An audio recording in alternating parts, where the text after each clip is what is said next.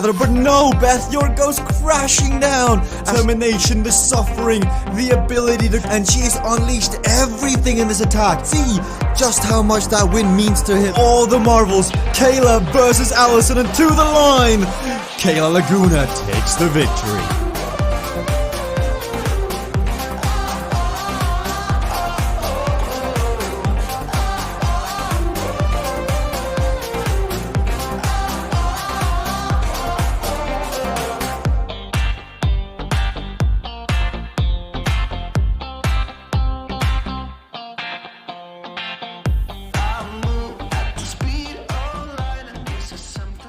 Hello everybody and welcome back to the CVRcade World Cup. Apologies for going live a bit later than usual, but there's been some technical difficulties that are purely on the sides of some of the races that have qualified. We do have Vibeke, who is currently racing the first race here in Zone K of the qualifying rounds in the bracketed session tournament. In this zone, we're supposed to have Thomas Tibbling, Timothy Tamont, Jeff Rooney, and Vibeke Bertram. But Thomas Tibbling, unfortunately, has a conflict, a scheduling conflict. He made it very clear he couldn't be here today, which is of course a shame. We love to see the Swedish Viking. But Jeff Rooney was in here ready to go 10 past 5. So about 50 minutes ago, he was warming up. Then with about 10 minutes to go, suddenly his internet disappears and he's nowhere to be seen. Timothy Tamont was in here ready to rock and roll. 10 minutes prior to the broadcast, his computer shuts down. I ring him, I'm like, where are you, Timothy? He's like, the computer just won't turn on.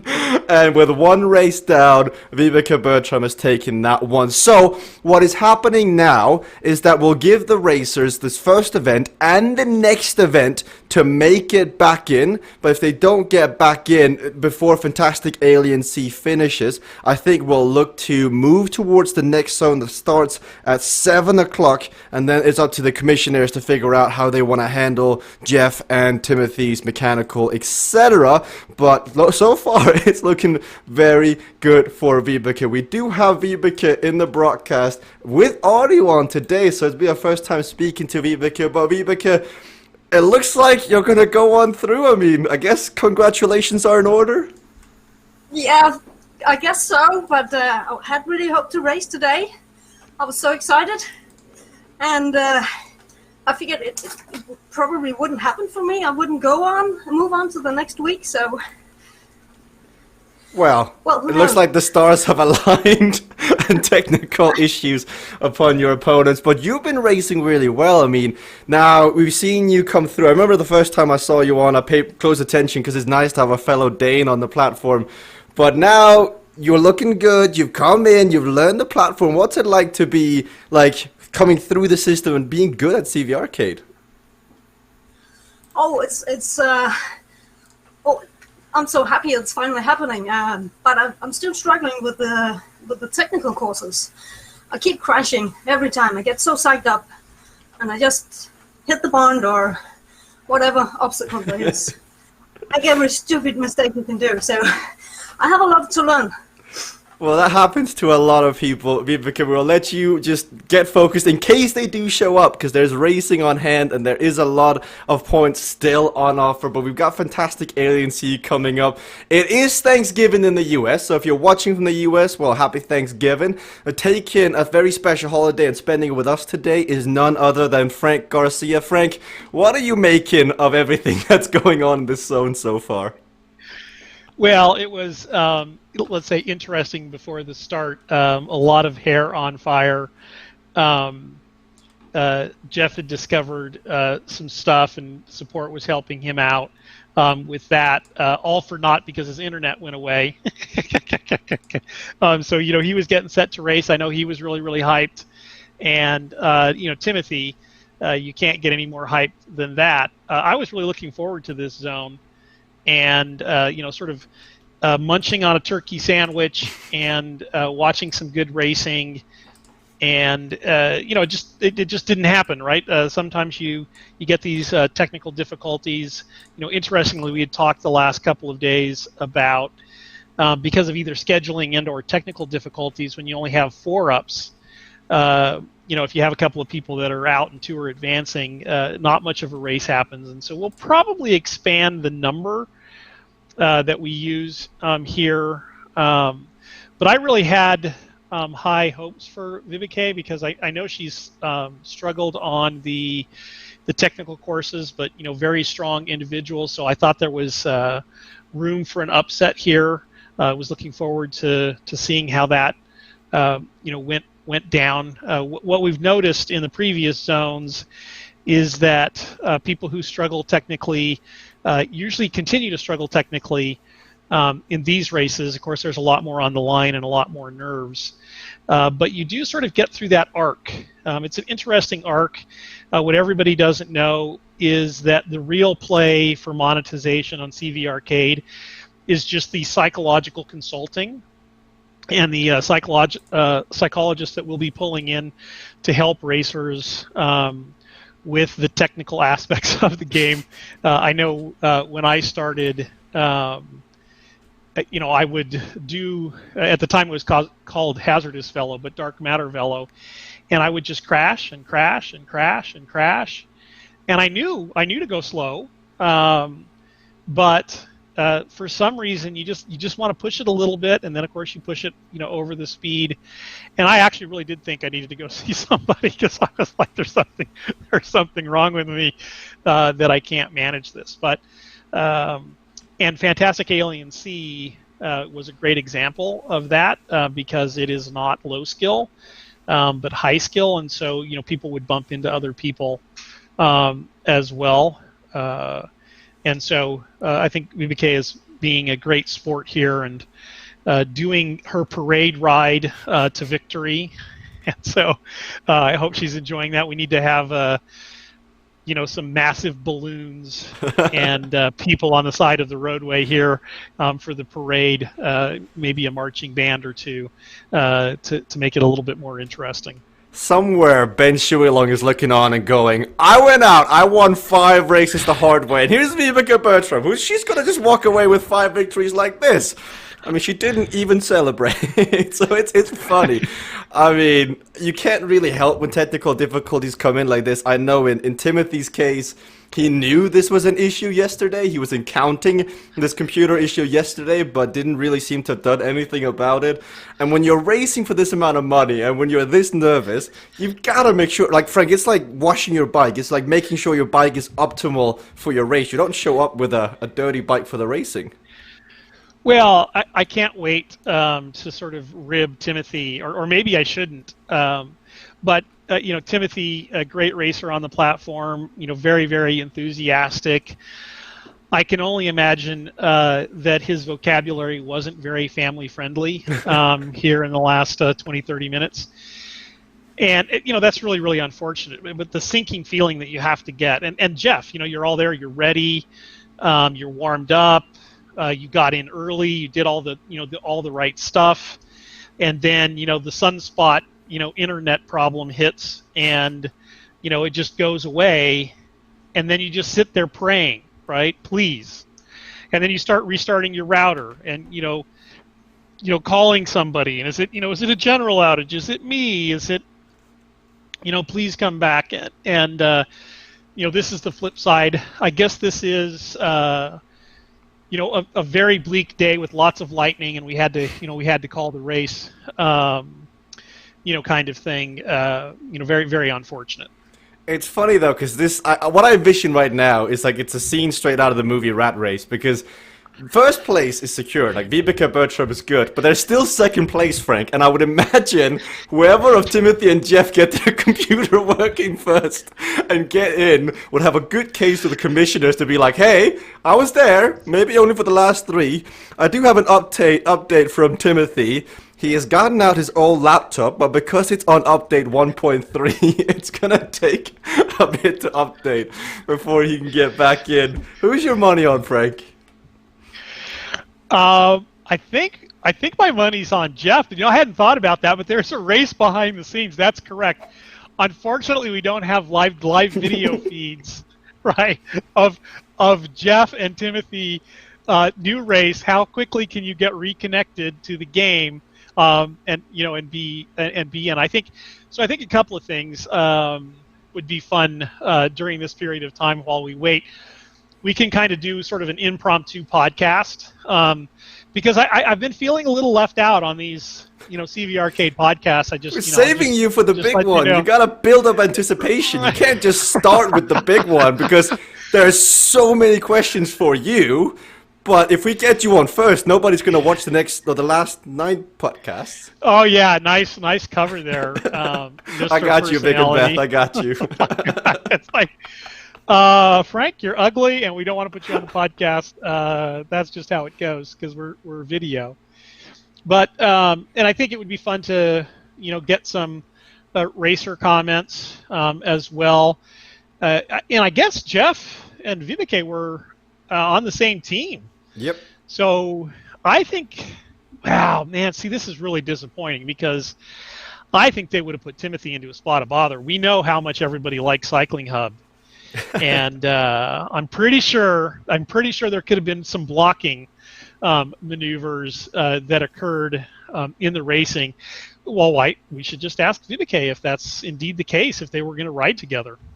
Let's try and turn on Vibeke's audio and ask Vibeke, you and Jeff, were there any plans going on within Velocity Vixen? Well, of course. I like that. I like it. What were the plans? Well, I'm not going to tell you it all, but we have figured out what Timothy's strengths are and what his weaknesses are. So we were going to use that. That's a very polite way of saying we were going to just block him out of the back and then never see the daylight again. What I want to know is has Timothy opened up any emails from Velocity Vixen in the last couple of days? That's what I want to know. Well, he may not know it was Velocity Vixen. But that's then, right. How to time trial. They sent him an email on how to time trial, and he clicked and he opened it. No, let's be honest. Timothy would never click that. It's something about either his Kinder Buenos or something that he would click. But oh my goodness. Oh, too much fun. Maybe it was work calling. Oh yeah, again. Oh, Again, this is. yep. I feel for this Omnium though because that's like this was probably one of the Omniums that were the most wide open. Like Timothy's weaknesses is probably his strength over 5 Omniums. You've got 5 races in an Omnium. You have Velocity Vixen with Jeff and Vibeke in here, and then Thomas being the wild shot. This had so much potential, and now Vibeke is walking away with all 5 top races, Frank. Well, now remember, she might not be getting all 5 because I think Timothy will make it back in. Right. I just feel, badly because, she has to ride all these courses and then, Timothy's going to come in fresh. Right. But one of the things that, all kidding aside, one of the things I've been noticing is Timothy actually has been developing his time trialing skills. And I didn't used to be much of a time trialist either. And Cade has really helped me in that regard as well. Partly it was my, physical condition that sort of made me sit down and go slow and steady, as they say. But also I think there's something with equalization and knowing that you can stay away from somebody that makes you sort of, believe that you can go ahead and put in, that sort of effort. In my previous cycling life, my, quote unquote, real cycling life, I pretty much always needed a wheel to follow. Like I could suffer like a dog on a wheel, but go out on my own. And I was just like, why does anybody do this? And I don't know why that was, different mentally, but, and I think part of that was while I was a strong sprinter, I was never, very strong at the time trial. So if I went and did that, I always got caught anyway. And I think that's the difference. If you always get caught, then you don't have much motivation for doing it. Whereas, here you have the motivation to know that you can stay away. And I think I saw that light bulb click with Timothy here a while back. I do have an update as well from the rat race. Jeff Rooney has officially pulled his name out. He just cannot get it to work. So in his own words, he's walked away to cool off. So not the happiest man down in New Zealand right now. And Timothy is still waiting to get back in. So yeah, it looks like Timothy will make it in for Lakeview Lanes, for Dark Matter Spire. And now we've got a 2-up race. Yeah, I think that'll be interesting. Maybe Jeff will walk away and he'll cool down and then realize he's still got some time. I've done that before, but sometimes you just have to walk away from the computer before you destroy it. It's like, throw it out the window, that sort of thing. So that's probably a good move. Oh, never mind. Timothy's having issues downloading from 1.3. Looks like he might have to reinstall the game from scratch. Yeah, tell him just to use the link. That'll be faster anyway. Yeah, so Timothy, I know you're listening. Make sure to head over to the platform, or to the website, and download Fresh, probably. That way you can get back in. There's still 3 races coming up. I'm not sure what the official take is if you're not able to get back in for Lakeview Lanes, etc. But, I mean, this is... maybe what this should teach you is that you should have been prepared for this to begin with. Because if you knew the computer was unstable and might crash, you could have prepared the laptop, brought CVRcade on it. You're just cruel. You guys are obviously friends from way back. Yeah. Poor guy is suffering. You're supposed to wait until tomorrow to go, dude, really? Like, you should have done this or you should have done that. Okay, so let's do an impromptu podcast, and let's make VBK work mentally as well. So I wonder what sort of new things she'd like to see in the platform, or what sort of different things, or what does she like about the platform, what doesn't she like about the platform. Give us all that info. Oh, that's a lot. First, I come from Swift, so just the part about steering and being equalized, I just love it.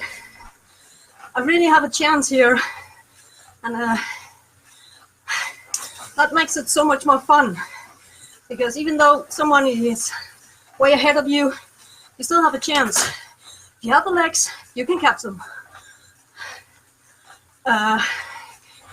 What new ideas? I'm still struggling with everything on this platform. There's so many funny things, and I'm trying to figure out strategies, when to use power-ups, everything. So I haven't given new things any thought yet, but it will come. I like that answer, Frank, because like when we initially all the offering that CVRcade has to offer, I'm pretty sure we haven't even scratched the surface of all the different tools in the game.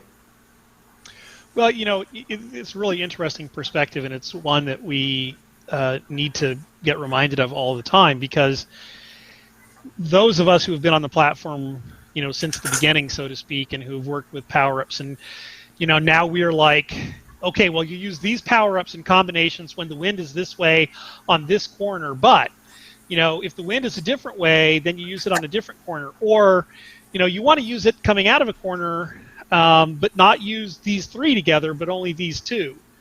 And Kathy, my wife, she's like, I'm happy to understand what one power-up does, and I'm happy to use it anywhere where I don't crash and it seems to be effective. So there's this, really long arc, which I think is good for the game, but a little bit of a maybe, also a deterrent for the newbies, right? Which is, you sort of learn. But the neat thing is that over time, as you learn and as you gain that experience, you have these advantages, which are really interesting. And even like cornering, like I've noticed that Sebastian and Tim are, really, really good at cornering now, where they sort of, know the exact speed and, go to the outside corner. And even watching them, I get nervous for them. And it took me a very long time to gain the confidence to sort of do something similar. I don't do it as well as they do, but to even sort of get close. And when you realize, you not only have to realize what the corner speed is for the corner sort of as a whole, but each lane, and then you realize that you can accelerate out.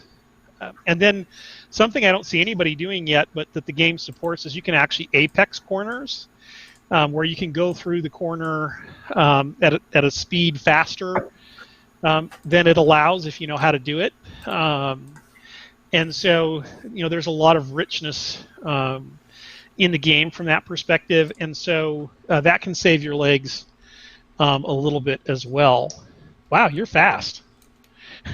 You're done already?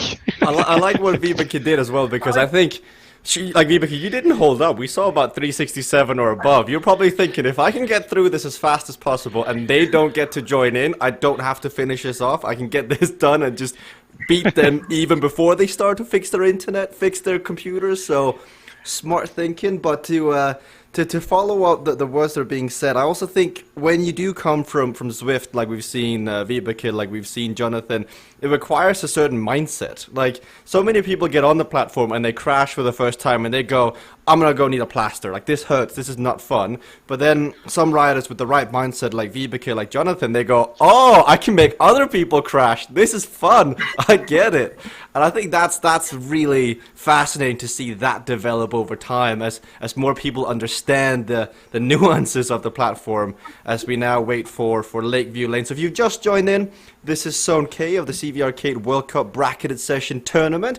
We're supposed to have 4 riders in here. 1 is out, unfortunately, with a scheduling conflict, and 2 are currently having a battle of technical errors to see who can get back in and take the second spot to move on through to Saturday's tournament, where, Frank, I know we've got a lot of money on the line. I keep saying 3,000 for the top one, but just how much money is actually going to be distributed on Saturday?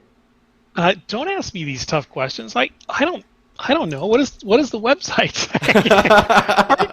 Aren't you the commentator? Aren't you supposed to know these tough questions people ask me? So it's got to be at least $5,000 for the overall positions, and there's a chance of like a $2,000, $2,500 bump beyond that. Although we'll probably throw that in the grand finale, and so that one will be a little bit more as well. I'm just making sure that Timothy and Jeff know that they've got 1:30 now if they're working on their technical issues to get back in. This is their open slot before Vibeke walks away with another victory. And if you're Vibeke, the goal should be to finish every event as quick as possible to just get that advantage and take all 5. Sorry? You're just mean. You're just mean. This is what everyone dreams How of. hard can you go all by yourself? No, but let's see it. If we hear like from Vibeke, like being first seed Vibeke, you get an easier seed. Is that not something you'd like going through onto Saturday? That would definitely be nice, but I don't want to win like this. This is no fun. Oh, too many morals. The racing means that I should go like hell, and well, the teammate in me says, hold up, wait for your teammate. But I don't know what to do. Oh, it's too nice. I know somewhere deep down Frank is thinking the same thing, but too nice to say it as well. Just put the pedal to the metal. I know Jeff somewhere, but when Jeff can try and get back in. 20 seconds is the time gap now. Here's what we should do. We should bring up the lap leaderboard, and we should see if Vibeke can, at least get in like the top 5 or top 10 on the lap leaderboard. Don't you think that would be good? Oh, there you go. You can see it on the screen now. It is, I gotta get the right thing so you can draft, I guess. Physical. Sebastian Kuhn has the best time. 3 minutes 14.276. So, good luck, I guess. Yeah, that's gonna be tough. Yeah, that's definitely the second lap. She's gonna warm up here in the first lap, but she's gonna get up to speed before she crosses the start-finish line, and then she's just gonna go for it on the second lap. See how high up the leaderboard she can get. I'd also like to note there's a 14-kilometer-an-hour wind on this track, so you gotta have to hope that you get the tailwind. Don't convince her she can't do it yet. Come on, it's mostly a tailwind. Oh, that's too funny. I'm just reading what the support team is saying in our chat. Timothy's managed to get back in, the chat is saying, but unfortunately he's not able to see Event 3, and that's because it's just started. So we should have Timothy back for Event 4 and 5, and so those will be fun to watch. We've got more racing beginning as well in 35 minutes, but Frank, speaking of laps and leaderboards, is there a track that you've got the top speed on, the top time on? No. Thanks. Well, I thought the answer was going to be yes. Oh, Wow. apologies. Thank you. That was awesome. Yes, I'm slow like a slug, and no, I don't have any lap leader times. For a while, I had it on Dark Matter Velo, and then I don't know. Timothy rode that thing for like 20 straight hours, I think, in order to really post what ends up being a really magnificent time. I know he's on the quest for sub 28 on Dark Matter Velo. Like him and I, we really love that course, and we're theory crafting, and he's only 0.1 of a second before he goes sub 28 for one lap. So, I mean, he's obsessed with it. Yeah, that's that's someone said to me, it's got to be really boring to go around and around and around and around, a short track. And so, how can that possibly be? But when you've learned to shave, 5/100ths of a second here and 1/10 of a second there, and I can take this corner this way, and so on and so forth. It's not boring at all, right? You just keep doing it over and over and over. And usually my legs give out well before my mind does when I'm doing those, sort of hitting the track speeds and going after event. I know for a while I did well on New York, but I don't know if it was Homer or Homer's wife or somebody did like a massively great number on New York as well, and that one's long, right? So it hurts to to try and go there. So that in and of itself is interesting. I mean, now what did you show on your laps? You said you showed Sebastian. It depends on which. Sorry, go on.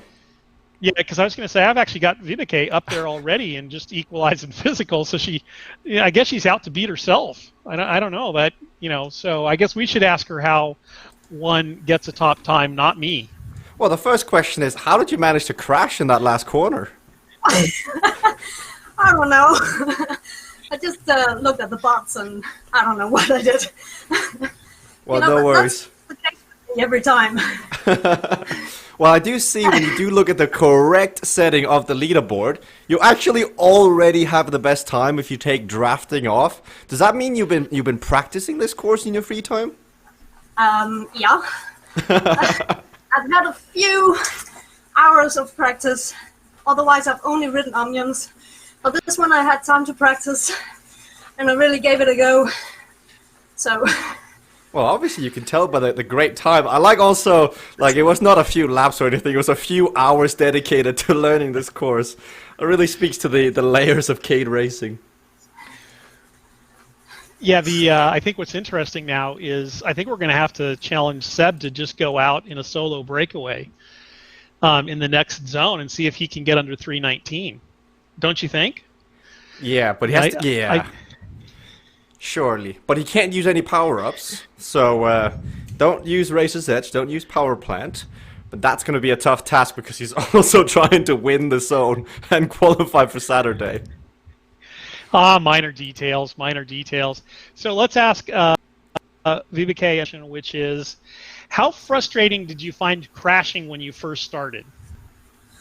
Oh, it was horrible. And once you crashed, you just kept on crashing and kept on telling myself, focus, focus, focus, and I crashed. It's so grueling. So hard, but it also makes me want to keep moving on, keep trying. Yeah, there's just this interesting balance in terms of game design of trying to get the frustration level not so high that people don't want to overcome it. And but that frustration is usually the things that breeds accomplishment, right? As you learn to crash less and to make things happen, then the game becomes more fun and it becomes more rewarding. So it's always trying to get that balance correct. Now we've done multiple different things with regards to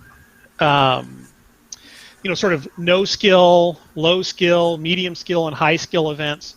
What are your thought patterns there, VBK? And I know Channel 1 has joined us, so there's only thousands of people hanging on your every word, VBK here, and to the channel. Some of the racers have had some technical difficulties, so we're doing an impromptu podcast here and having a lot of fun and talking about the platform. But anyway, VBK, please give us your thoughts there.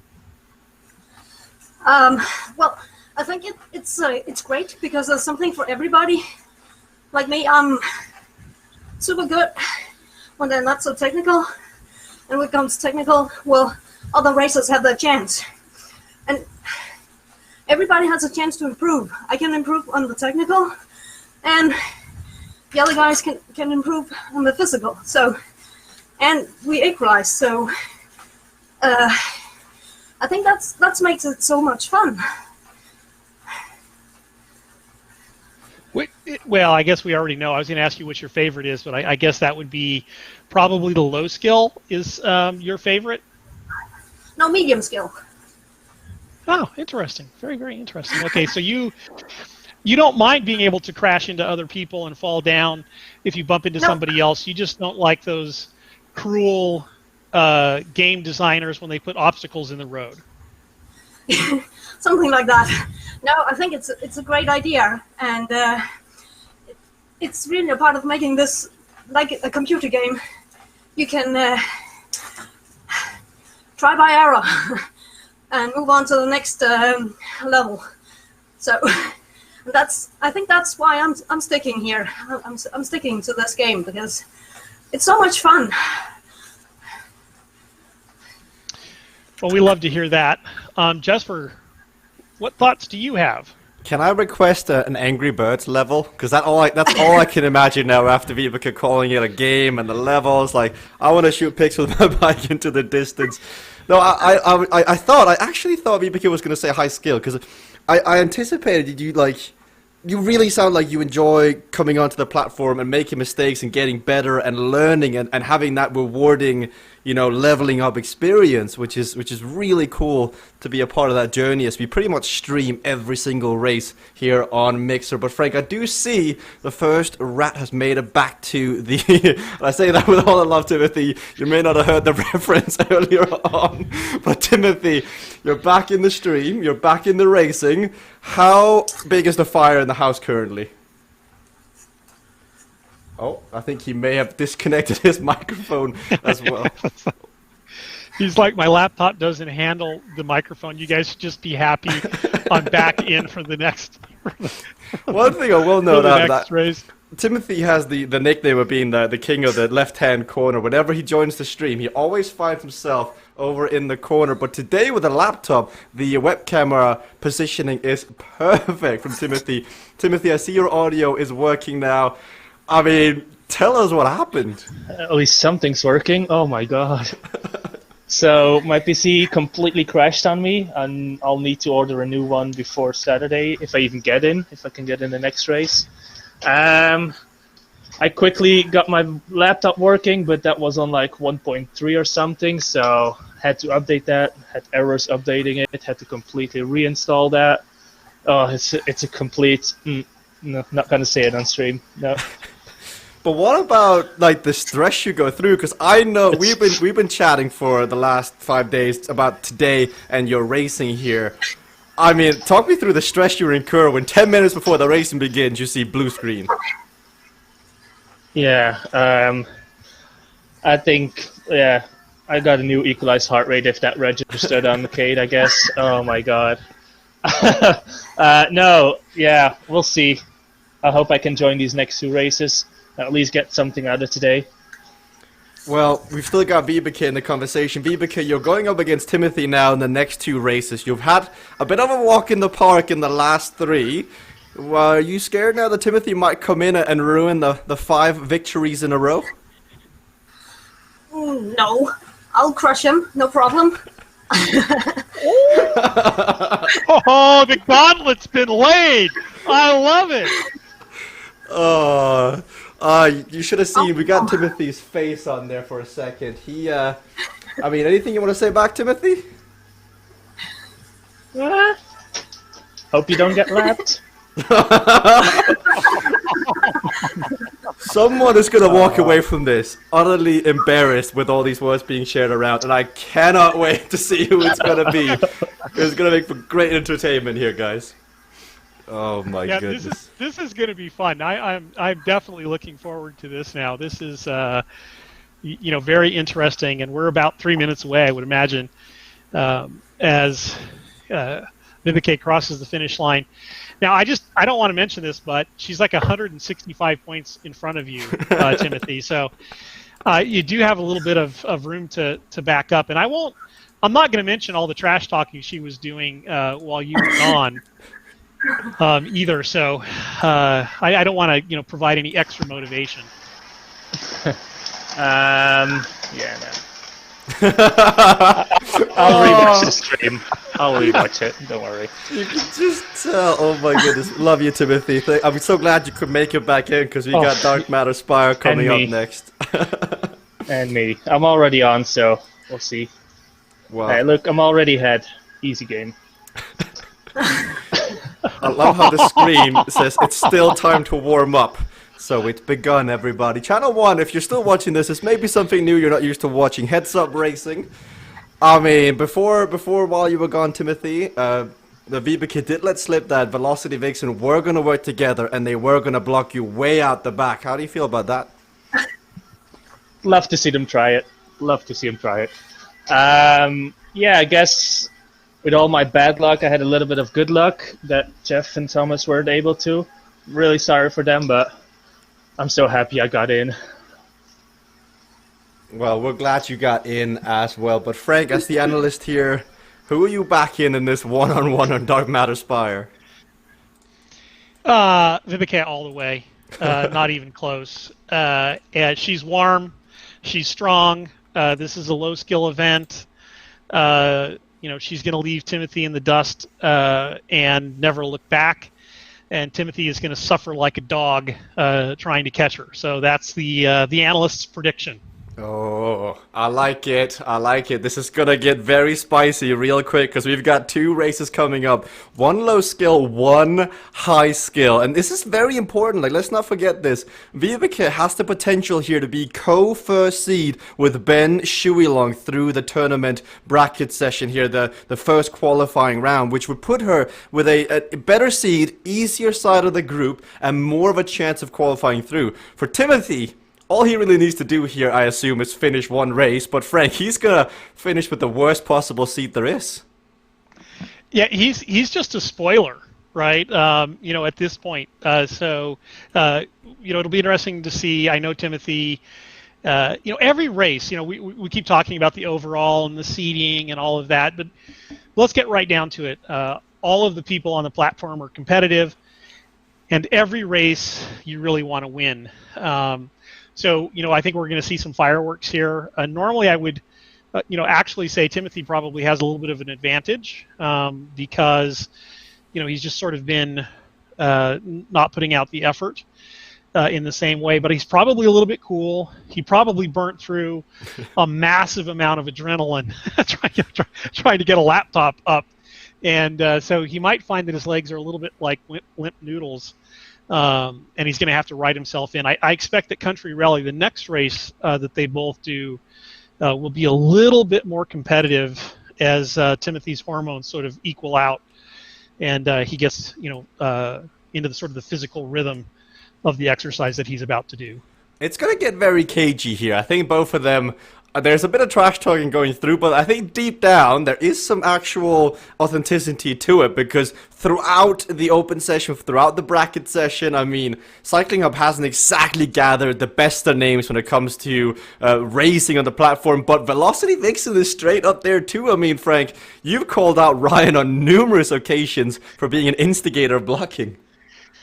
Yeah, well, absolutely. Well, and I think I was chatting with this, maybe with you, Jesper. I don't think we were, live and on stream, but some people come and they're like, "Oh, this is cycling, so I can't do a brake check because outside you do a brake check and people, break bones and can be hurt in major ways." But this is a virtual platform, and so you do the brake check and it's a little bit different. Nobody gets hurt, although tempers do tend to flare, shall we say, when that stuff comes along. And so, I think done appropriately, it's definitely an element of the game. And the community is sort of developing, what are good sportsmanship standards, which is basically if you're in a competitive race and you're on the same lap, and you're doing it for tactical reasons. Blocking's cool, maybe a little bit OP, and the game designers might make a few tweaks with regards to that.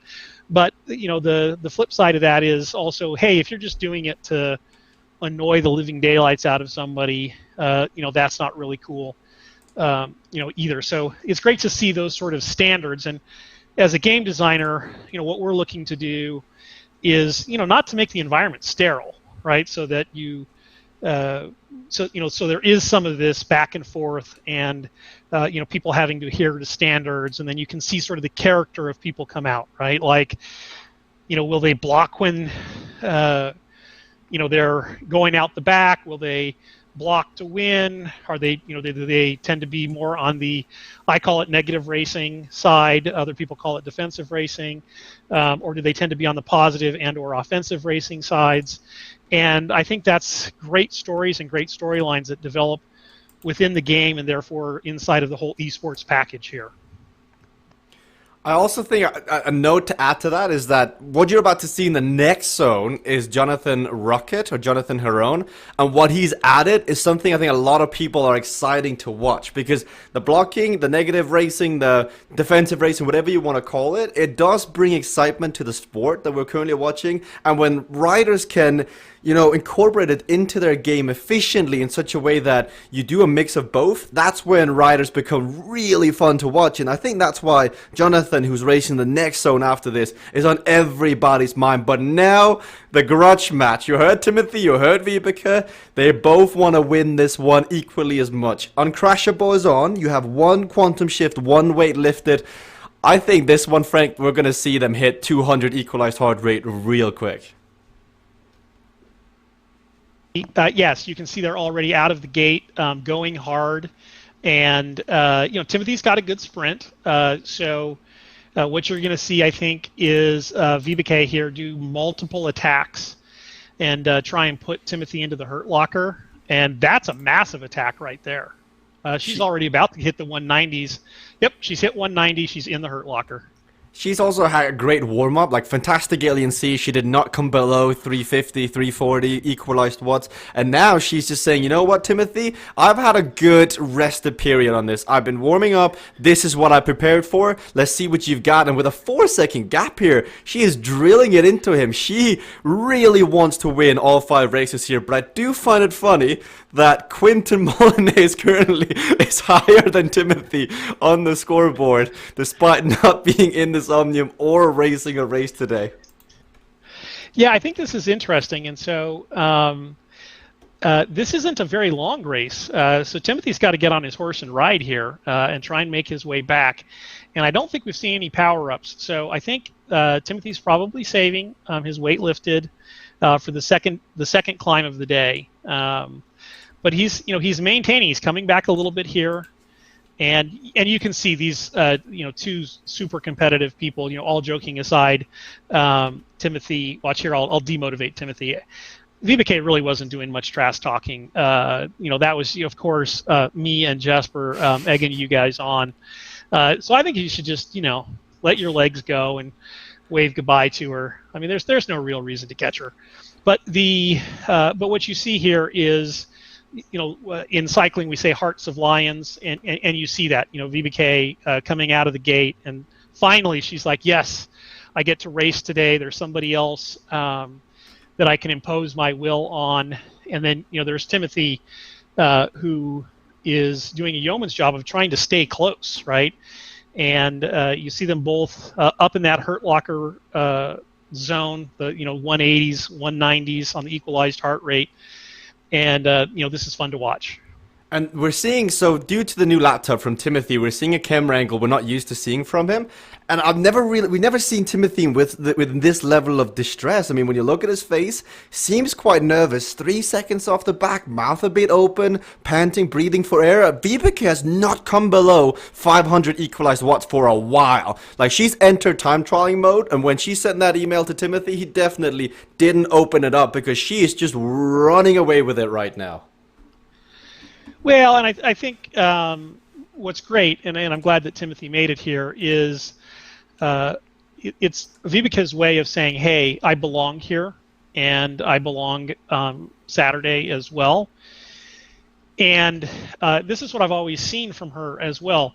Once she gets the technical aspects down, I think she'll be one of the top 5 people on the platform currently. That technical aspect can be quite difficult to acquire. It takes quite a bit of time, but it will come. She will learn to go slow to go fast, and then it's going to be very, very, very difficult, for people to compete against her, because she can suffer. She can go, very, very hard, and once you get the technical aspects connected with that, that makes a huge difference. She's also in good nurture within her team, so being on a team in CVRcade is especially important when you want to do good at the racing. And she's got the nurture of Ryan Goldenberg, she's got Beth York up there, she's got Jeff Rooney, Carl Axel Sanders, you'll see later on. They have good mentalities and they understand the racing, and they've been here before because Jeff Rooney, for the longest time, was like on the cusp of greatness, and now he's finally getting up there, and so they've been through it before, and I think it's the same mentality here with Vibeke. But one thing's for sure, 30 seconds back is Timothy. This has got a big statement on it. Oh, absolutely. This doesn't surprise me, though. Like I said, I've done these sorts of things before, and Timothy probably didn't realize how much adrenaline was flowing while he was trying to get his laptop working, and that really does take it out of you. So I think he'll set up much better for the next race, and it'll be fun to watch. A little bit more on the skill, while we have the time, because it might take Timothy, quite a while to finish, at this rate. So we, one of the things that I saw that was interesting in the seeding, and was that we saw some people. There was a zone. There was Jennifer Garcia and Daniel LeBlanc, and man, they seemed like matched. Physically, obviously we do equalization, so we kind of expect that, but they really seem to be right in the same zone, have the same sensations in the legs on the day, and they were just neck and neck. And Jennifer was seated higher and Daniel lower, and I was kind of worried about an upset there. Full disclosure, Jennifer is my daughter, but I was kind of worried about an upset there because of how equally matched they were. But Daniel would make the same mistakes that would cost him, and Jennifer wouldn't, and so it played out according to plan. And even when Vibeke was all by herself on Lakeview Lanes, she ran into an obstacle, right?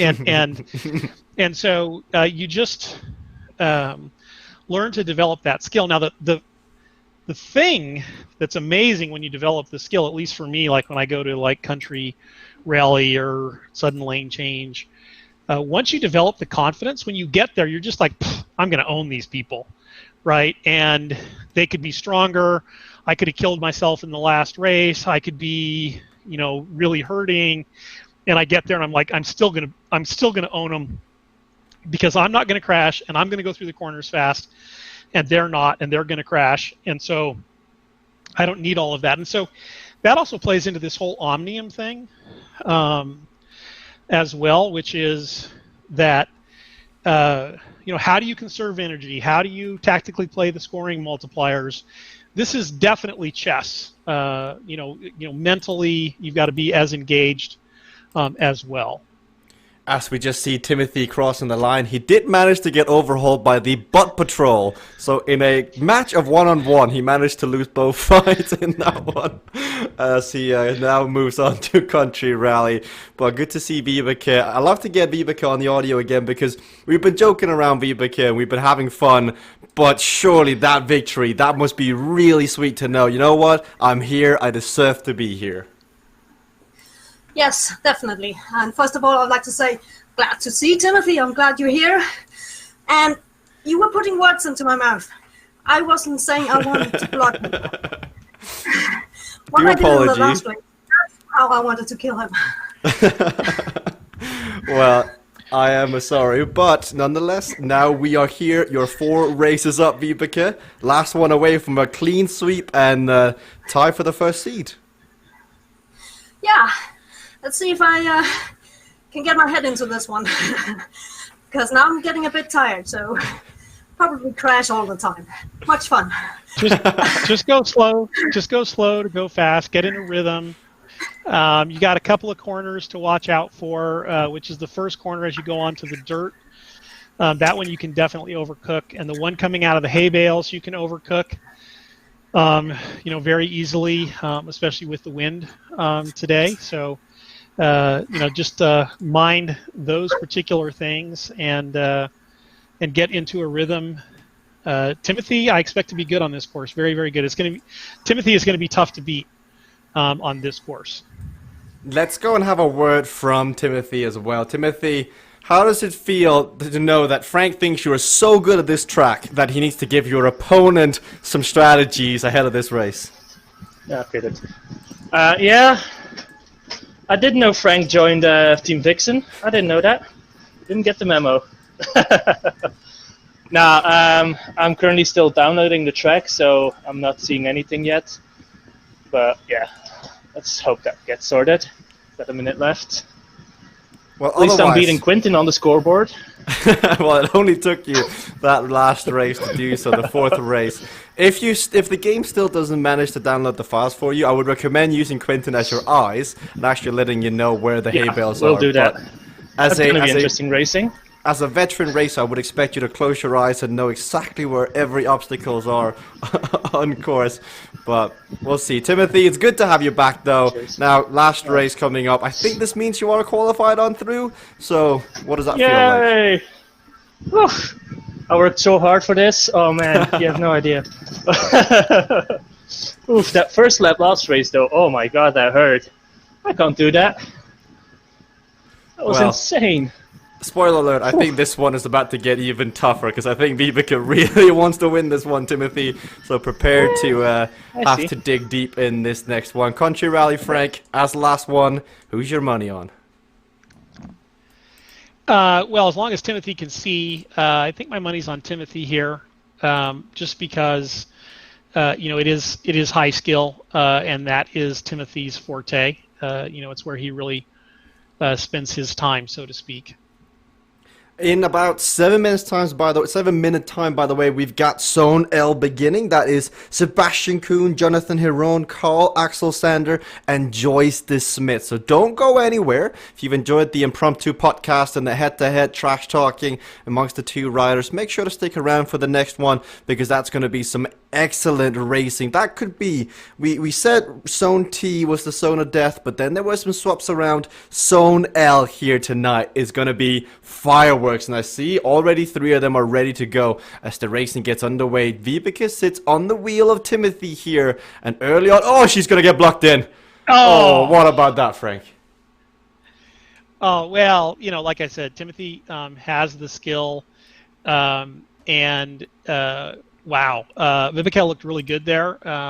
She was in a good position, but the Cycling Hub team really knows how to sort of guide you into something, and we saw it happen there, and so that's a little bit frustrating, but she's got good legs today, so I wouldn't be surprised if she doesn't make it back, and she's still got a flat tire she can use as well. So, that was that.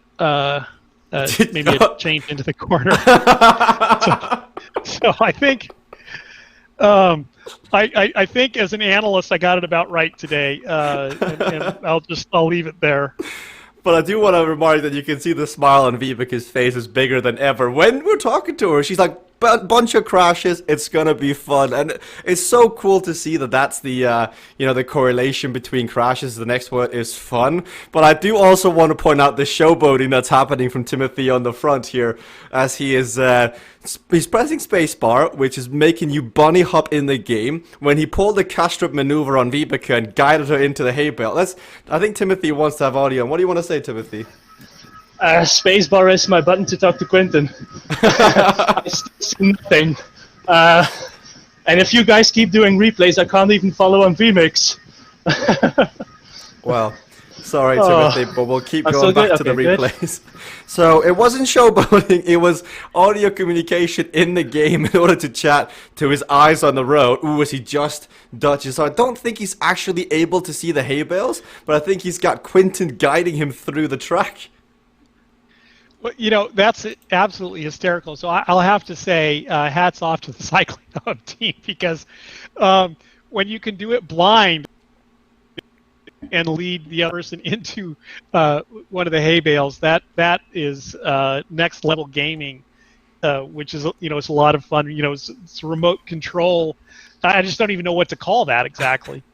A coach that's unprecedented coach action in CVRcade racing. You're not gonna find that anywhere else. But Timothy making Vibeke crash without even knowing really there was a hay bale there. That also perhaps justifies the fact that he was celebrating like crazy in the replay, where he's like, I got it.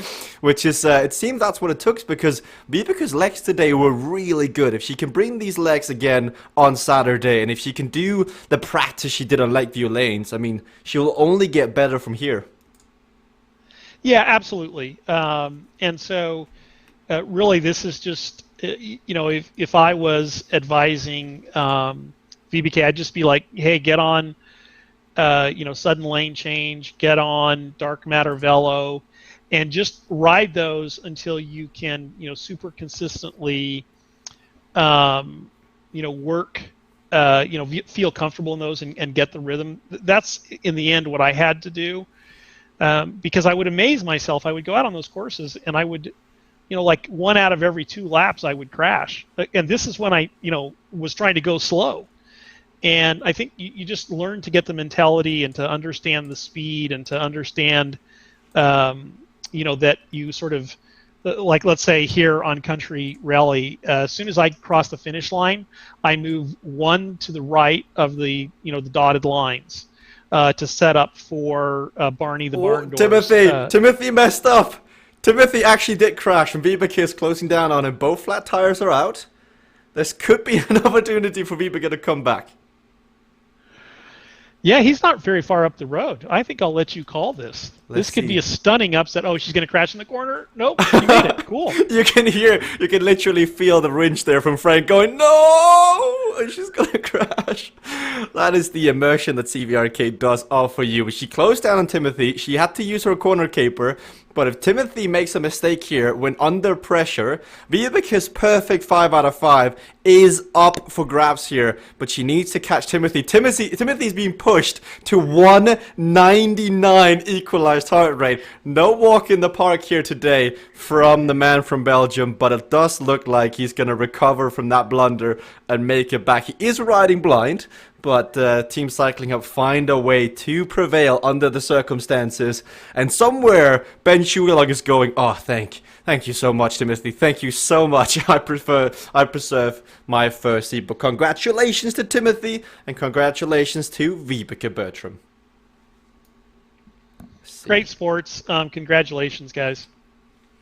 Now we got 37 seconds until Zone L gets underway. It's with Sebastian Kuhn on stream. It's with Jonathan Hilron on stream and Carl Axel Sander here on stream. Looks like Joyce de Smit has opted not to show up today for the racing, but this should be very high quality 3-up racing. Thank you to Timothy and thank you to Vibeke, because despite the circumstances, that last hour was hilarious, like we haven't had here on the stream before. So thank you for making everybody smile and laugh and making their days better. But before the racing begins here, I want a parting word from Vibeke. Vibeke, first ever Omnium victory. Came under different circumstances, but what's that like? Oh, well, it doesn't really feel like a great win.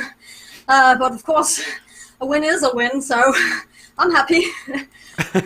Well, a win is a win. Congratulations. Now, look forward to Saturday. I'm sure we'll see the same level of competitive nature as today. So congratulations. Timothy, last word. You made it back in last second. I think you've also qualified in second place. Are you happy about that? Oh, massive shout out to Quentin. My eyes on this last race. Oh, sometimes I watch VMix, but if he was doing on VBK or on the replays, I couldn't see anything. So he was like left, right. Okay, go, break. Oh, it was genius. Real teammate there. Massive thank you. Well, congratulations, Timothy. I look forward to seeing you on Saturday. But now, Frank, this Omnium coming up here. This is candy for adults. Yeah, absolutely. You see Sebastian off the front. He's obviously here to play. But he may be setting himself up to have the comeback kid used against him. But man, he's got a big lead, and Carl's off the back just trying to catch Jonathan at this point. It seems like he's been running this comeback kit from the kilometer zero. He's been off the back with a 45-second comeback kit. He's coming back, and with Jonathan Hiron on the stream for the first time today, it'll be exciting to see what he looks like when he's in suffer mode. But a man that we know that can suffer, a man you should never play poker with, Sebastian Kuhn, alone from the gun all the way to the finish line. First race down and one victory in the bank. Secondary positions, Jonathan Hiron versus Carl Axel Sander. So we got the pocket rocket or the blocket rocket. He finishes in third here on Electric Rush. I'm not quite sure that he knew that was the final lap. It didn't look like it, but third place nonetheless there, Frank. Yeah, and he had a comeback kid to use, but he's new to the platform, so he may not yet be comfortable using that tactic. But this is a 1X, and he's smiling to himself, and he says, "Yeah, but the next couple of races, really the next 3 races, are in his wheelhouse, and we expect to see some fireworks." Obviously, Sebastian has come to stamp his authority on the Omnium today and to advance into the finals this weekend. Sebastian, congratulations. I mean, from the gun, we saw an acceleration, we saw an attack, and you never looked back. Were you never afraid of a comeback kid? Yes, I was. I don't know why Carl did not use it or Jonathan. Well, it played out to your advantage, Sebastian. This shorter Omnium, we've seen you dominate the bigger Omniums when you show up and you come out in force and you rip the legs off the competition. How do you feel about these reduced Omniums with 4 racers? I'm dead now. I think this was my best performance for today. I like the longer ones, but let's see. Let's see. We've got the other 2 racers. I want to get a word for them as well. Carl Axel Sander, early comeback kid. Did you get caught off guard, or was that on purpose? Oh no, I was a bit surprised at first. They went a bit from the gun a bit harder than I thought. But after I tried to start, I thought, oh, okay. Then I used the comeback kit and just sit back for the half race. And then I forgot how short the race really was. So I just came up to Jonathan, and it was only 300 meters to go. So, but I'm happy with that second place because I didn't put down any effort at all. So it was okay. This is arguably the toughest Omnium, all of Omniums here that we're seeing in the opening sessions here in the qualifiers for Saturday. How do you like your chances going up against Sebastian and Jonathan Hiron? Oh, I don't know about Sebastian. I've raced him a couple of times and it's pretty good. So I'm don't get too high expectation there. And Jonathan, I have never raced, so he's kind of my wild card. I don't know if it's going to be really good or I don't know. So it's, yeah, so I'm on my nerves here. I don't know really what's going to happen. Well, let's get a word from Jonathan if he's able to hear me, because this is his first time in the broadcast. Jonathan, are you able to hear me right now? Yeah, I can hear you. Well, welcome in, man.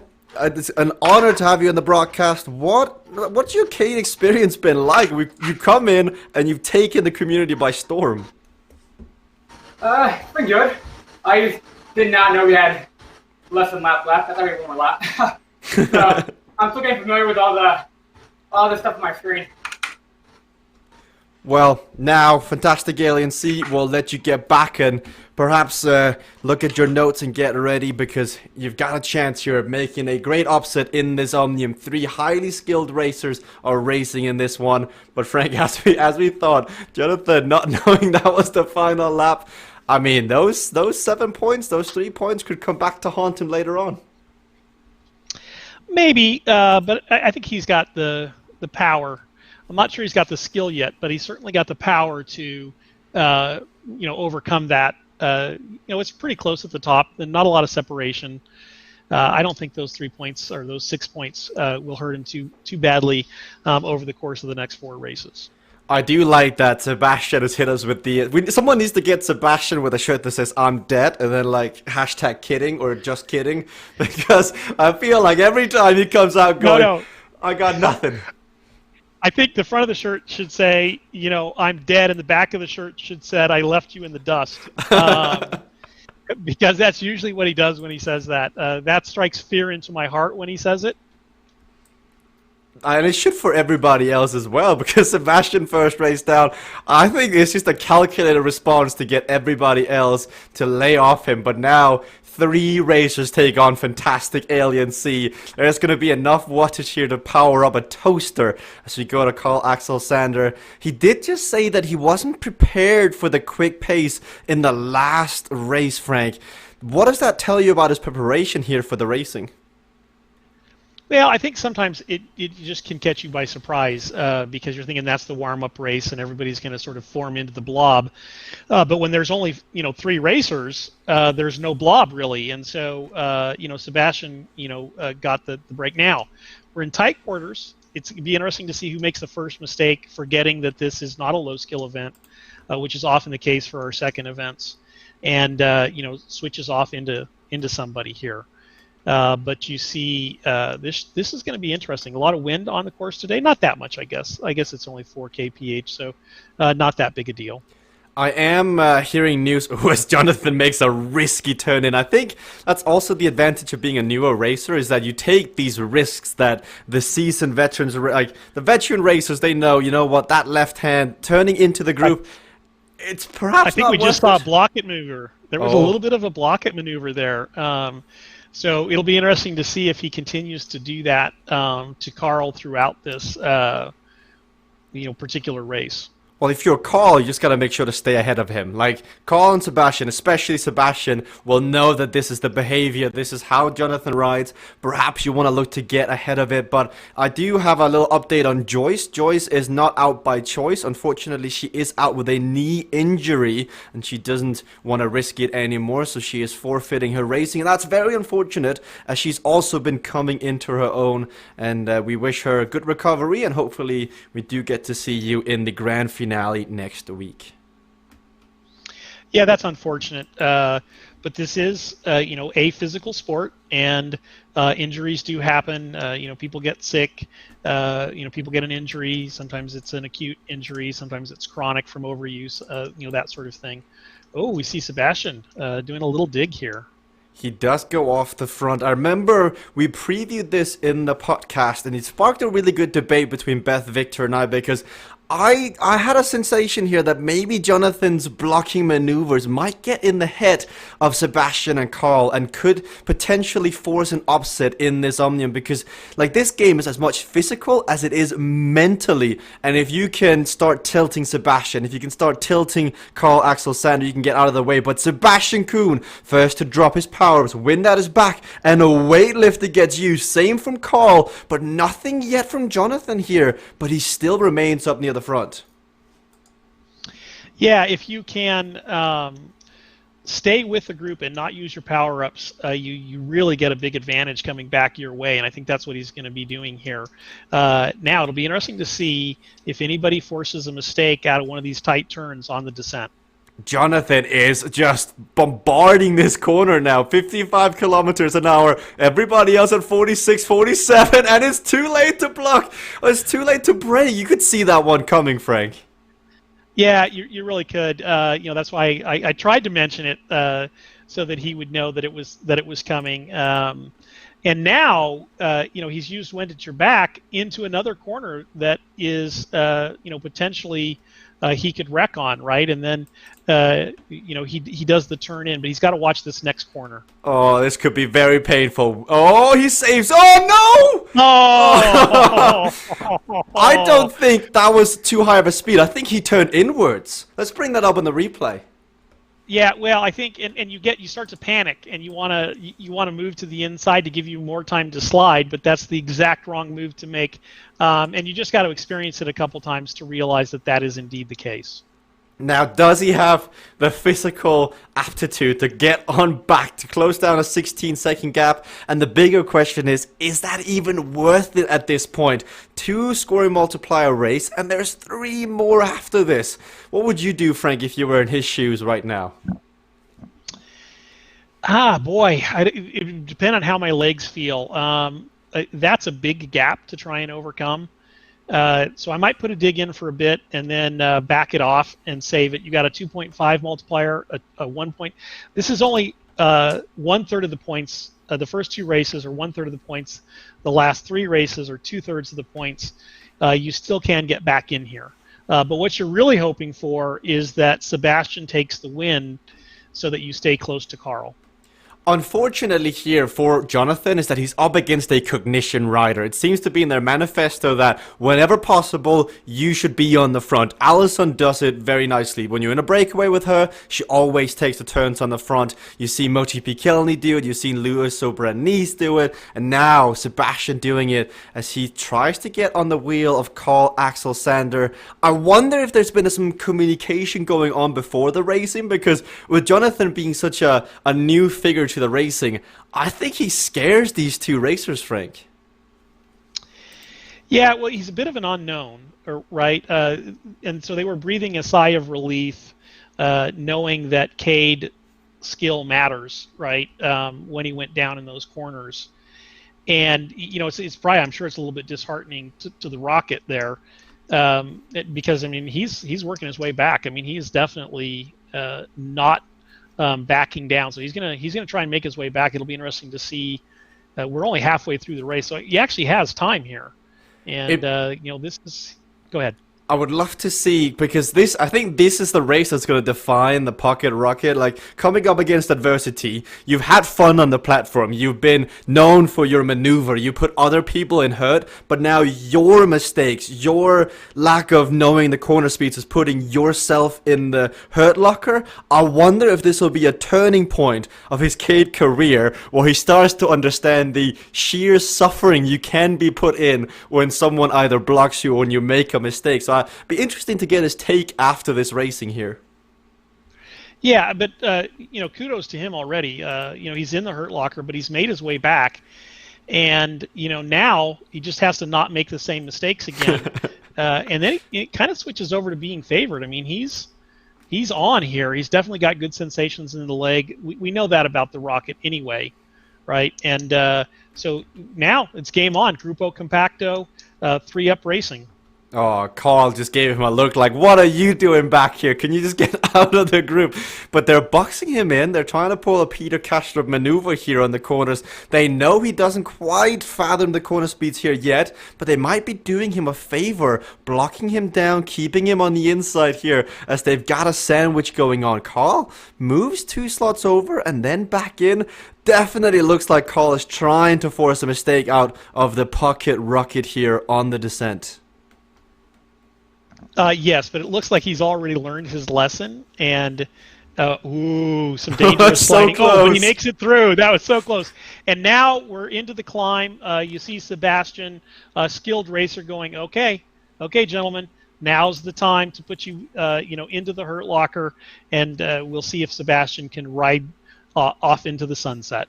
2.7 kilometers remain. The final lap of racing on Fantastic Alien Sea. Out of these 3 gentlemen, only 2 will qualify on through to Saturday's racing, where the money is on offer. More than $5,000 all in all in the prize purse.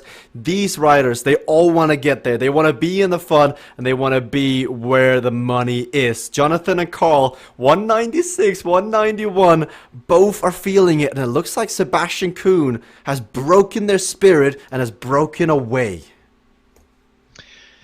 Yeah, Sebastian's just laying down the law here. There's a reason he's a top seed in this zone, and he's just making it known. Now, interestingly, you say these are 5 short races, but these races hurt, and it'll be interesting to see how far Sebastian can carry the dominating performance. Oh, there's the block-it rocket. There it was. Down to 20 kilometers an hour, and off into the distance he goes. Like, try and explain why that move is so good, Frank, because I've seen you do it before as well on Timothy.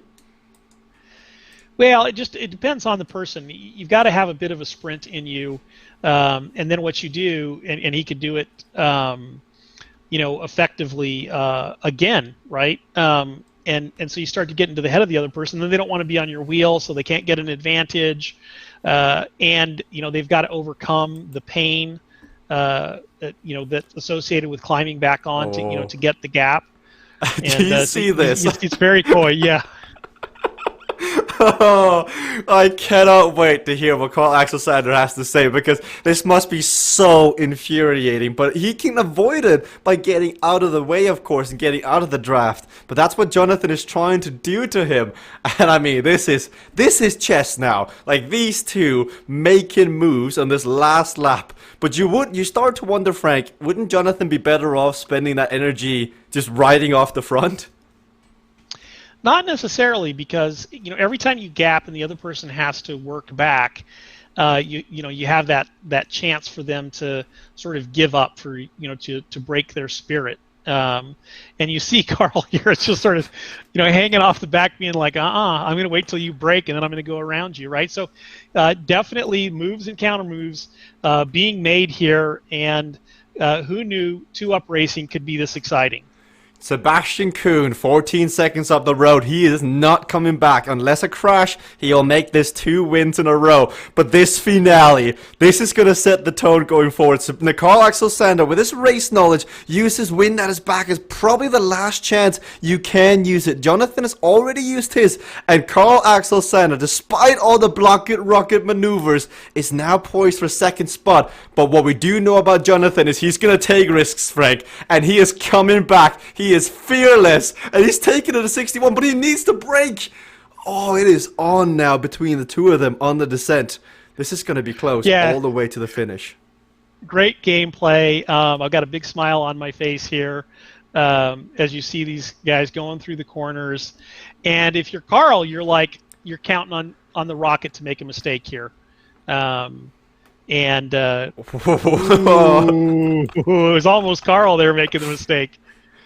Sorry to Sebastian, we won't really catch your finishing because this is so intense. You want to catch this. Oh, there's Carl who makes the mistake! Oh, you cannot believe what you just witnessed. We do end up catching Sebastian crossing the finish line as he can wipe the sweat off. But Jonathan Heron, the newcomer to the platform, learning from his mistakes, puts the veteran Carl Axel Sander into hurt. And it's Carl who makes the mistake, Frank. I'm stunned. I'm sure the rocket is like, yeah, I'm good. But I'm stunned. I expected that mistake to come from the rocket, being new to the game. But that speaks well. When you see the newbies performing well very early on, you know that they have a good arc to be, one of the top contenders in the game.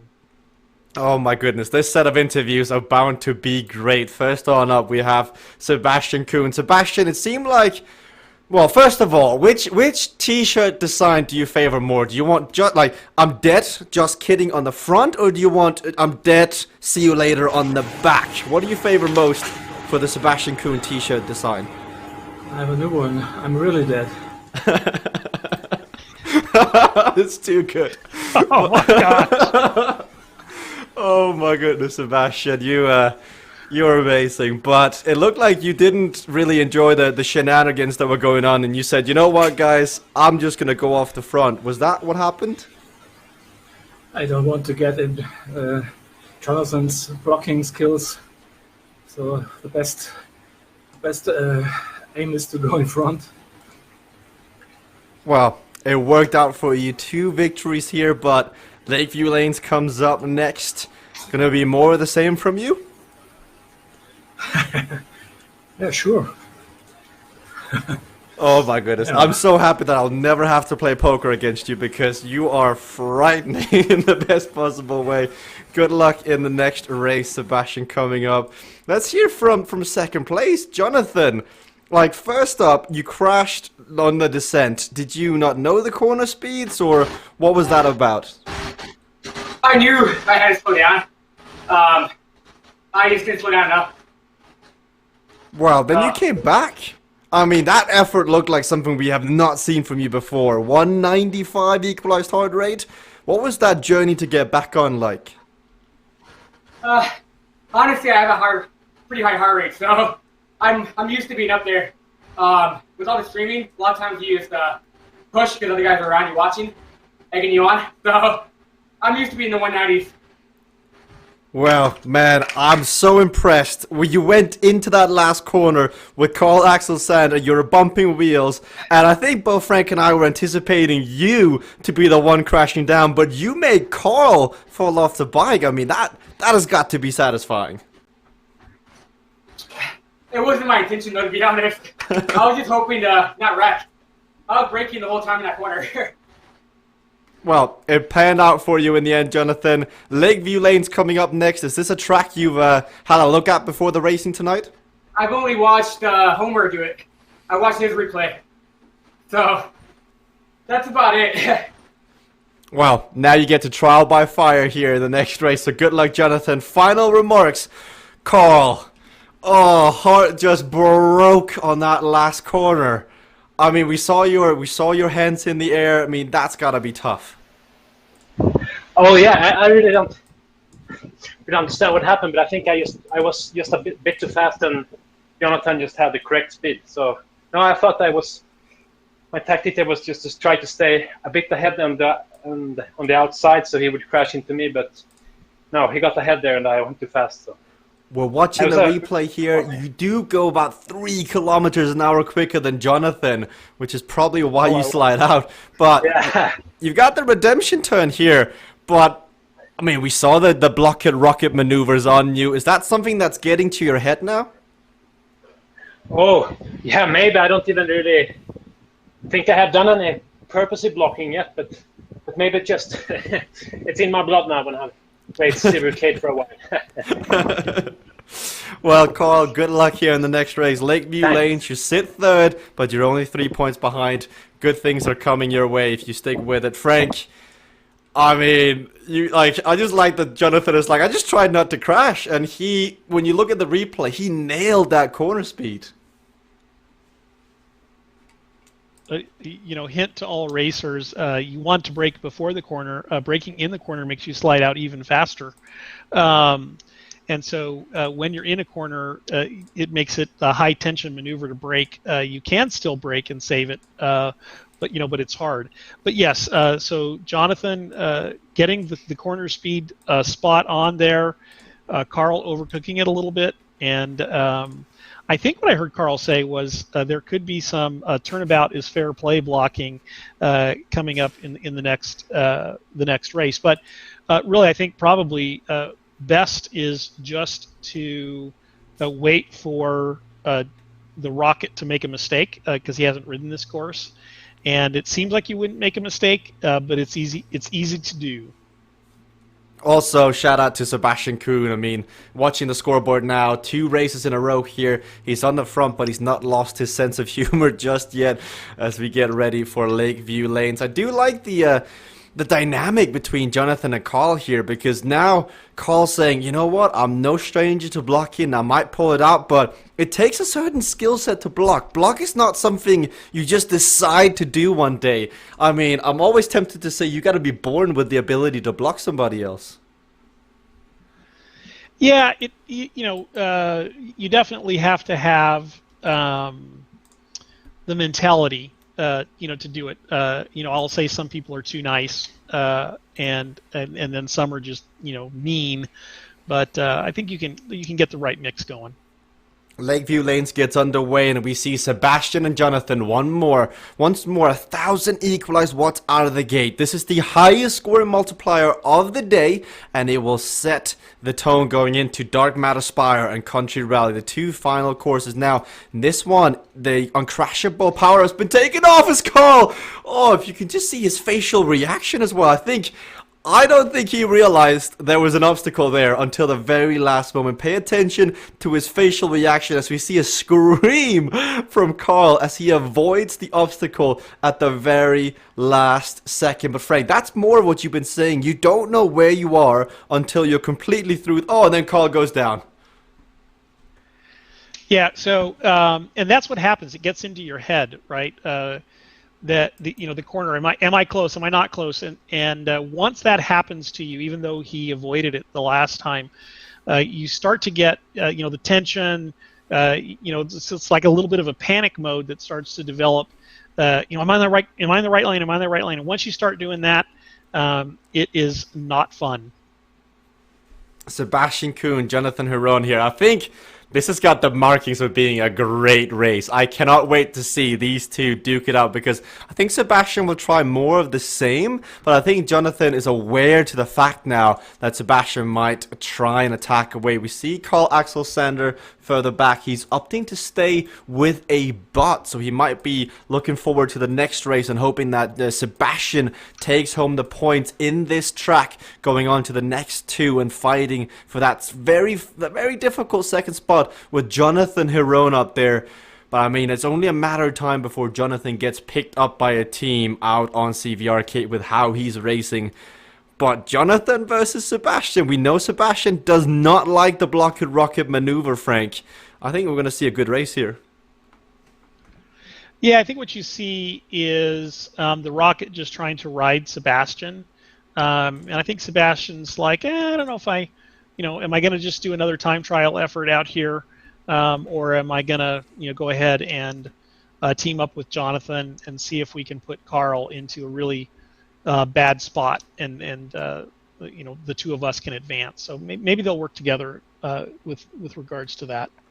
The points have quite a significance here, as Sebastian and Jonathan, if they finish with Jonathan in front, and then Jonathan overlaps the wheels. Sebastian Kuhn pulls a Peter Kastrup maneuver, still love calling it that, on Jonathan Huron. But that now opens the door for Carl Axel Sander to get back in, and he stayed with the bots.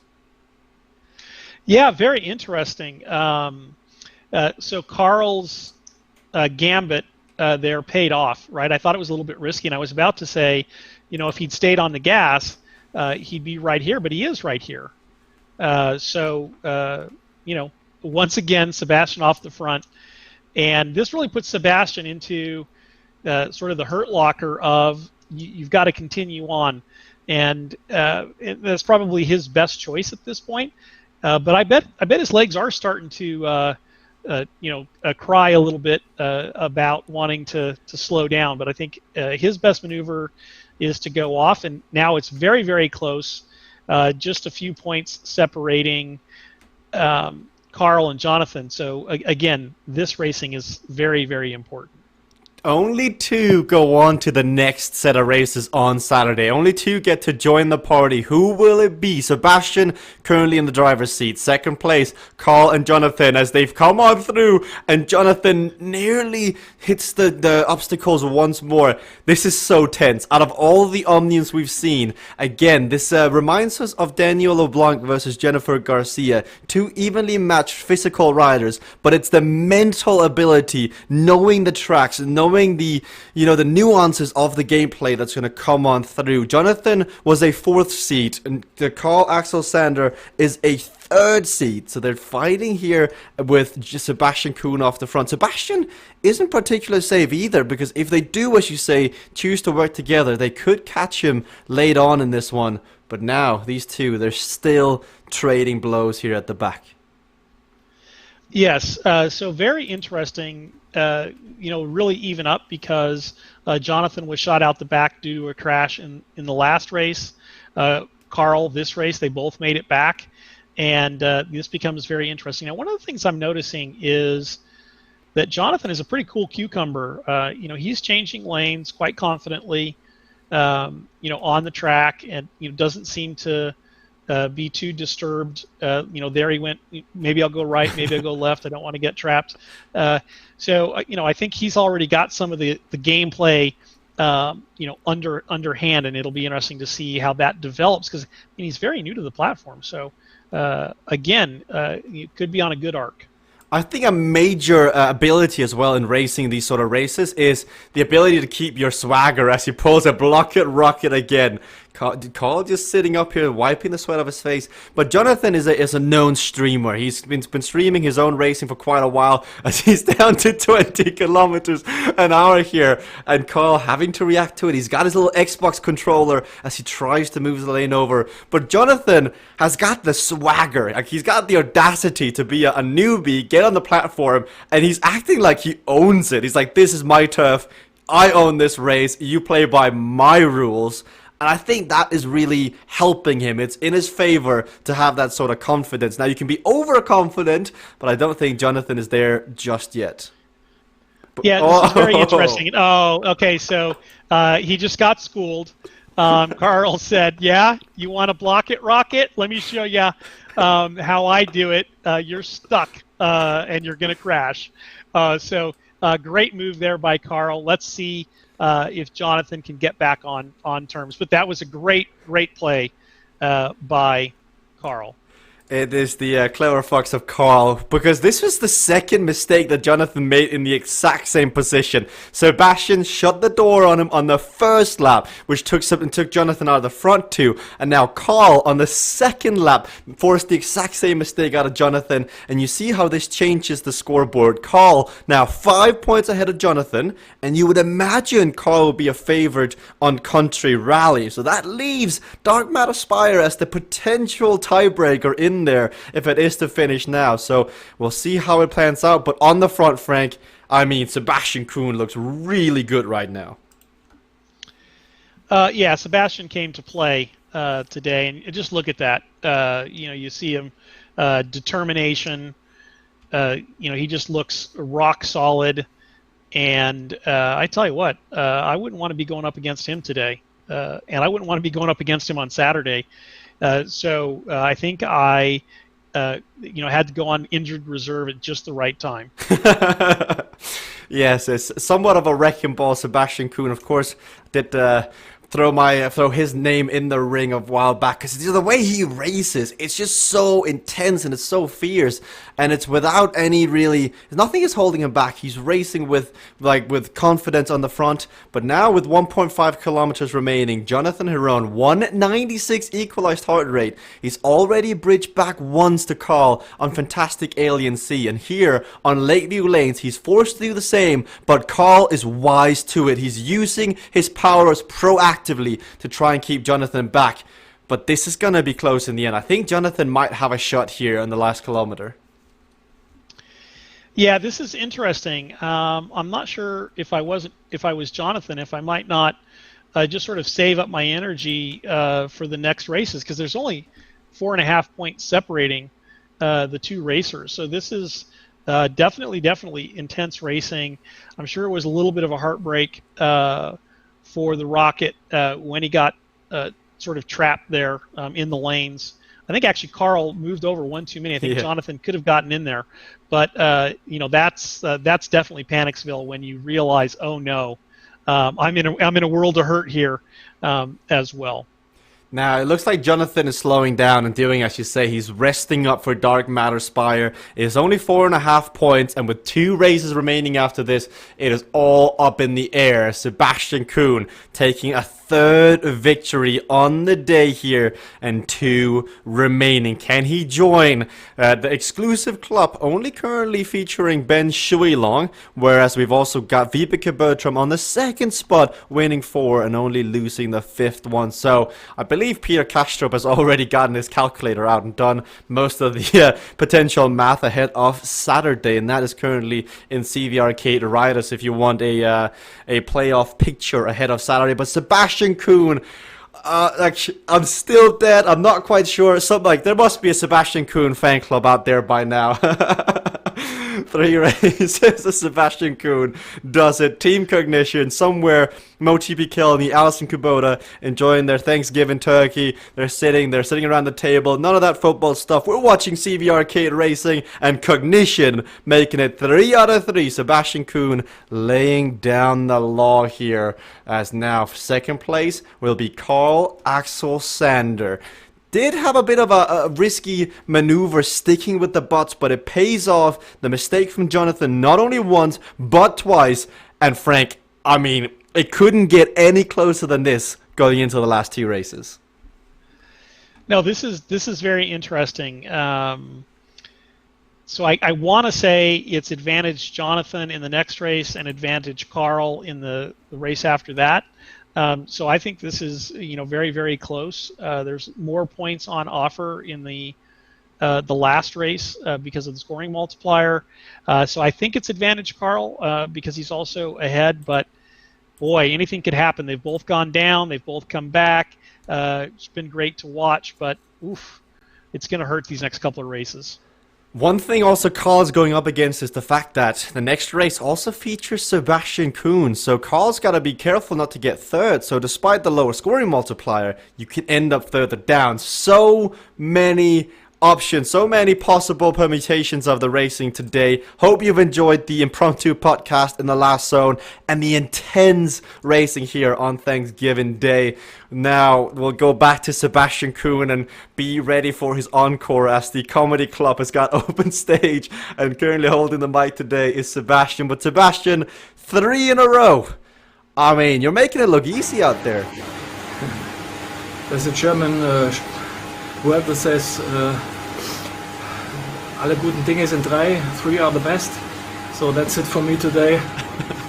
I must calculate when I come 3rd in the next 2 races. If I make it to the final, I hope so. But that's definitely was my last effort today. Most definitely, the last you'll see of Sebastian Kuhn today. The big thing is we can't currently see Sebastian's fingers, but I'm assuming they're being crossed behind the legs, behind the back. You can't see them.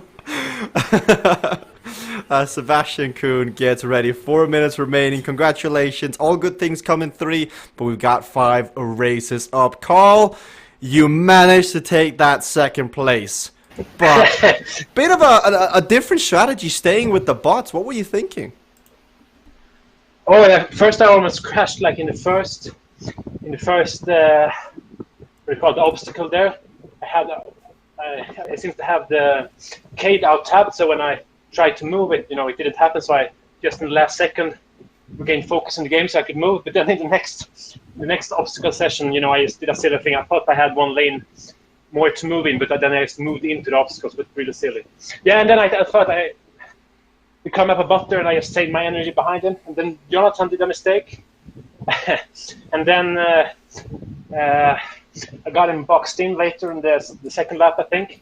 I knew he was, in a bad place there, and I just stayed there, and he, had to move into me. So, yeah, I don't think I was blocking, but I'm happy that I know the course. I've studied the obstacles, so I know which lane to stay in.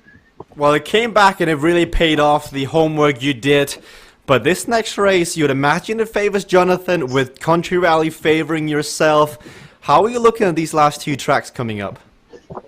Oh, I think this one, with the unblockable, just the low skill, I think it go either way. But I think I should get it in the Country Rally. So I studied the course. I don't know about Sebastian, but I think I have a slight advantage over Jonathan. But my kudos to him. He's really, really experienced. I thought he's much better than I thought. So I'm really, really struggling here to hang on to my second place here in the finish. I hope I can make it, but I'm not sure at all. Well, we'll go and hear from Jonathan. Jonathan, I'm not sure if you heard that, but Carl's saying you're much better than he anticipated coming in. What does that mean to you? It's a good thing. It means a lot, yes. Because I'm just trying to wing it best I can. I knew I was going to crash a lot today. Well, you crashed twice in the exact same spot in the last race. That must have felt fun. I try to avoid that. It's just hard. Also, I don't know if my rearview camera's not working, so it makes it a little harder to block, if that helps you out at all. Well, if you want to get your rear view mirror working, I think you can press V on the keyboard. I think it shows you your... Okay, it works now. Yeah, you're good. Well, Carl, Sebastian, I can only apologize. The whole first 2 stages, I was like, I really don't want to get blocked on a corner, and then for my wheel sliding out, but I can't see people behind me at all, or beside, it helps a little bit. Well, you heard what Carl said. He thinks he's got you on Country Rally. He thinks he'll go through. What do you think about that? I mean, he's probably right. I'm just here trying it out best I can. So we'll see. Well, good luck. We love having you on. Your spirit, it's awesome to have you in here. Good luck in the next 2 races. But Frank, what do you make of that? Able to perfectly pull off the last corner of Fantastic Alien Sea, but does not know there's a V shortcut for the rear view camera. Yeah, that's pretty funny. Well, and then I'm thinking to myself, well, did he get V and get the rear view camera? Because that's actually minicam. You can get a whole bunch of different views by toggling through them with the V key, right? So, maybe he's got the front view now, and he just doesn't know it yet until he gets into the race. But yeah, there's a lot in the game, and a lot of different views that you can get, a lot of different information that you can get in the game, or you can shut it all down. And not use any of it. People who race do tend to use all of the information because you can crash and you need to know where people are. You already heard the Rocket talking about that. Well, you heard from Vibeke in the previous zone that, like, when Frank asked, what do you want added to the game? She's like, well, I'm still working my through all the features currently available in the game, and one of them could be the rear view mirror. But now, Dark Matter Spire. Jonathan's saying he just want to have fun with it. Sebastian's saying he's absolutely done. I'm loving how much fun these guys are actually having with his Omnium. I just want to say Sebastian looked like a machine. Very scary in the last race, really all of the races. But I think he said his legs were just, doubly shot. So the only thing that would make me comfortable is if Sebastian said his legs were good, because we see him, on the front going out hard again on this race course. So I think the more tired he says he is, the harder he's going to go. So that's just a hint to everybody. I just love that it's such a well-crafted, like, he's thought the whole thing through. He sat down, he wrote through the, this is when Jesper's going to come to me. He's so predictable. He's going to ask me this. He's going to ask me this. I've got to remark to everything. And now he's also letting the Lex do the talking out here as he's been on the front. And now with the unblockable ability, as it was called, the uncrashable ability, these riders are just moving lanes. They're trying to get out of each other's draft, getting out of the way. And they know how important this is. If we bring down the scoreboard, Jonathan can gain points back and move into second place on this track. But he just missed a block. Yes, and if you miss a block, you can go out the back, right? Which is a little bit of what you saw there. And Sebastian's just like, you know what? I am like a metronome, and I'm just going to ride off the front. You guys do whatever you want back there. But certainly if Sebastian wins this one, he's a lock for sure. And he might be a lock already. I haven't done the math either as well. But I think certainly if Sebastian comes first or second in this one, he should be a lock. And then you've got a very, very, very close between Jonathan and Carl, and I think Jonathan absolutely has to cross the finish line first in this one. Yes, and you could hear the confidence on Carl's voice. He's like, Country Rally, I've done my preparation. I feel like I'll take him, and I like that fighting talk. But you've got this one to attend to first as he moves all the way to the left. We've got 2 laps of Dark Matter Spire, and now Jonathan Heron is putting on the pressure on Carl. I like this, taking the bull by the horn, and for the first time today, it's Jonathan in the solo attack. Yeah, absolutely, and I think he wants to stay away. And look at Sebastian. Sebastian's like, yeah, I'll ride a wheel. You guys aren't leaving me anywhere. When they hit the next climb, I expect to see some more fireworks and some power-ups being laid down. But this is a good gambit by the Rocket, and we'll see if Carl just sort of sits in here, maybe waits for Sebastian to go to the front and try and follow him, and just really set up, put all his eggs in the Country Rally basket. Sebastian has the opportunity here to choose who he wants to take with him onto Saturday. He is sitting on the wheel of Carl, which, I mean, first of all, it's clever because he doesn't have to do any of the pacing, because Carl's biggest threat right now is Jonathan, and Jonathan is gaining points back, which make it an all or nothing on Country Rally. But if Sebastian fears Carl more than Jonathan, I think he just sits on the back of Carl and goes, you know what? This is your Omnium. This is if you want to go through, you have to do it on yourself. I think I can take Jonathan Heron on my own if we make it onto Saturday. Yeah, I think if I was Sebastian, just because of the skill levels of the racers, right, I'd probably prefer Jonathan to be in. The Rocket, already talking about how he hasn't done his practice and that sort of thing, and so you probably sit in there. Now, if I'm Sebastian, I've looked at the math now. I'm in 3rd place. I can see clearly that I am going to advance. And so, I can just sort of manipulate the game the way that I want to manipulate the game, and sort of choose who I want to choose, or certainly help that person, along the way. And so it'll be interesting to see, how this develops. We're on the last climb. This is a short race. You see Jonathan using his power up. He does not look to be like he'll be brought back. Now, interestingly, this is interesting. So Carl was 1.5 points behind the Rocket, but now with Sebastian, if Sebastian finishes in 2nd, he'll be 6 points down. So that's a bit of a difference. Well, that means they could tie. That means they could potentially tie if they come 2nd and 3rd on Country Rally.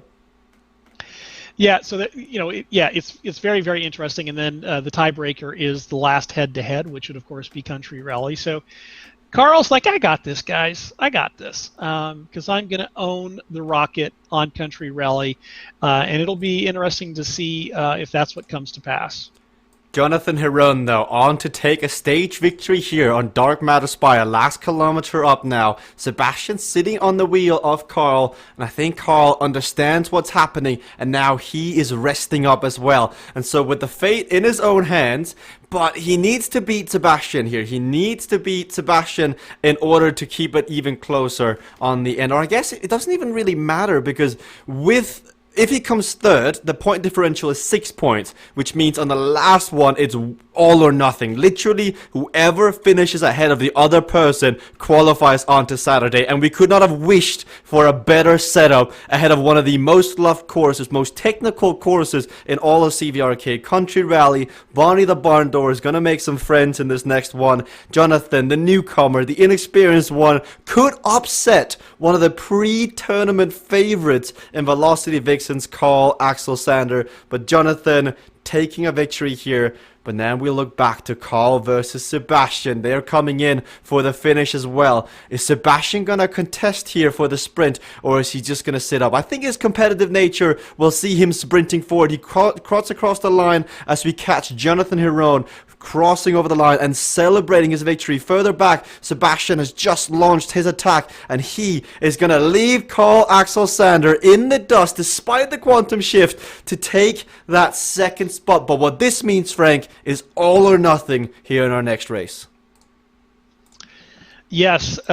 So the good news for Carl is he just has to beat Jonathan. Doesn't matter where. It'll be a tie if it's their second and third, but he'll have won the last head-to-head, right? So still Carl controls his own destiny.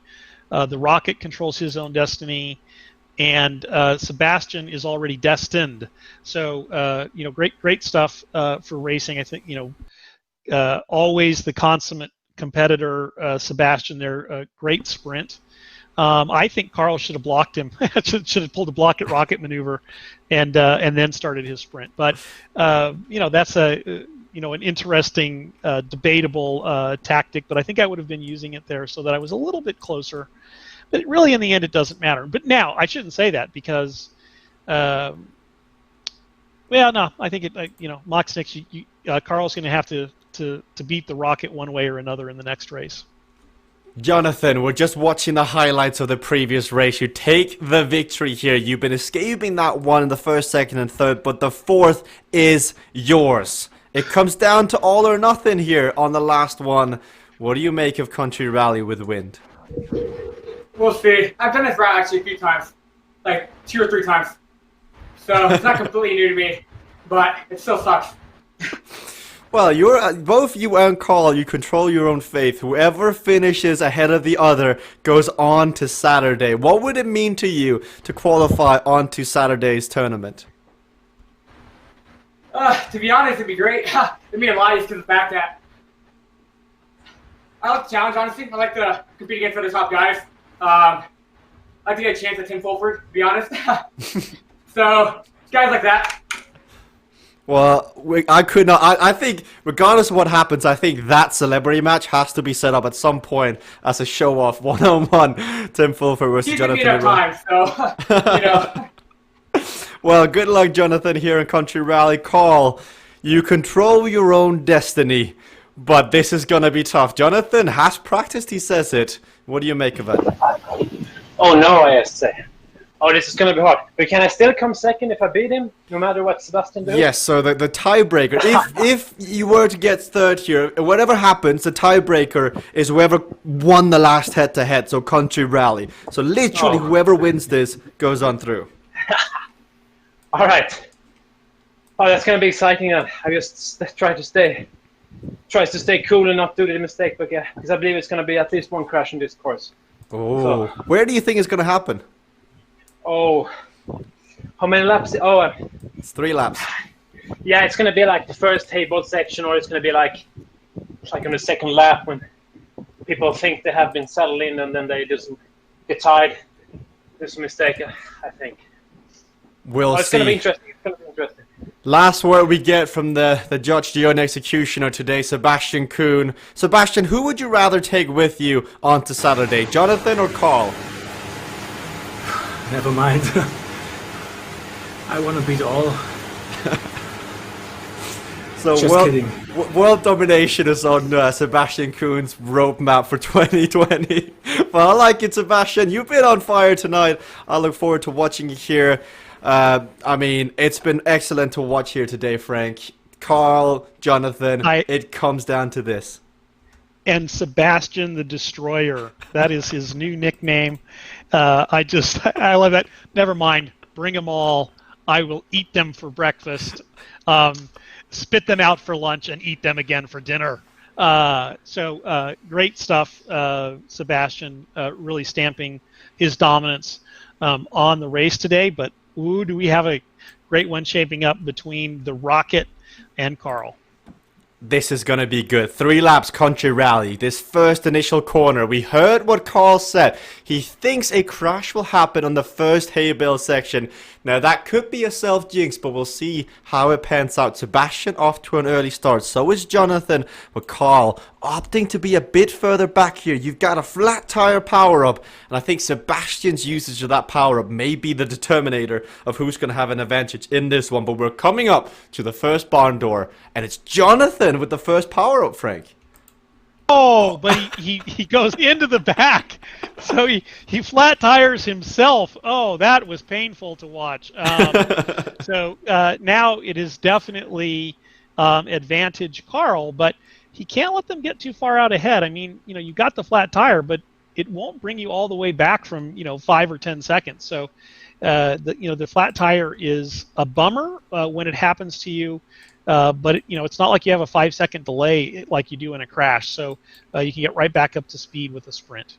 Sebastian does have the opportunity here if he wants to pull a block on Jonathan, a bit of payback, but I don't think it's in Sebastian's interest. I think he wants to win this one and take the maximum points onto Saturday. So Jonathan without a flat tire, Sebastian without a corner caper, and we see Carl on the screen with both his power-ups remaining, but he needs to stay within touch of the front two. He is on his limit. He's been feeling he's been hurting, but now he's going to have to dig deep here because his qualification onwards is on the line. 12 points down. Currently, when you can see on the scoreboard, Jonathan Herone, the Blocked Rocket, would go on to Saturday. You heard what he said. He wants a shot at the main man. He wants a shot at Tim Fulford. And so far, it looks like it will happen on Saturday.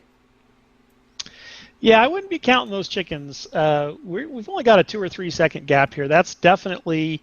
you can, Sebastian the Destroyer, really stamping his authority on the game as well. But you see Jonathan up and sprinting. Maybe Carl is just doesn't have the energy left. Maybe he's blown up and it's sayonara and out the back. He needs to do something. He's running out of time here. 8 seconds is the gap, and Jonathan is just coming on through. He's going to have to rely on Jonathan perhaps making a mistake. But I don't think that Carl anticipated that Jonathan had actually spent the time practicing on this course. And now we see coming through the barn door, Carl looks spent for energy, and the gap, Frank, is out to 11 seconds now. Yeah, I think what happened. Oh, there it is. Oh.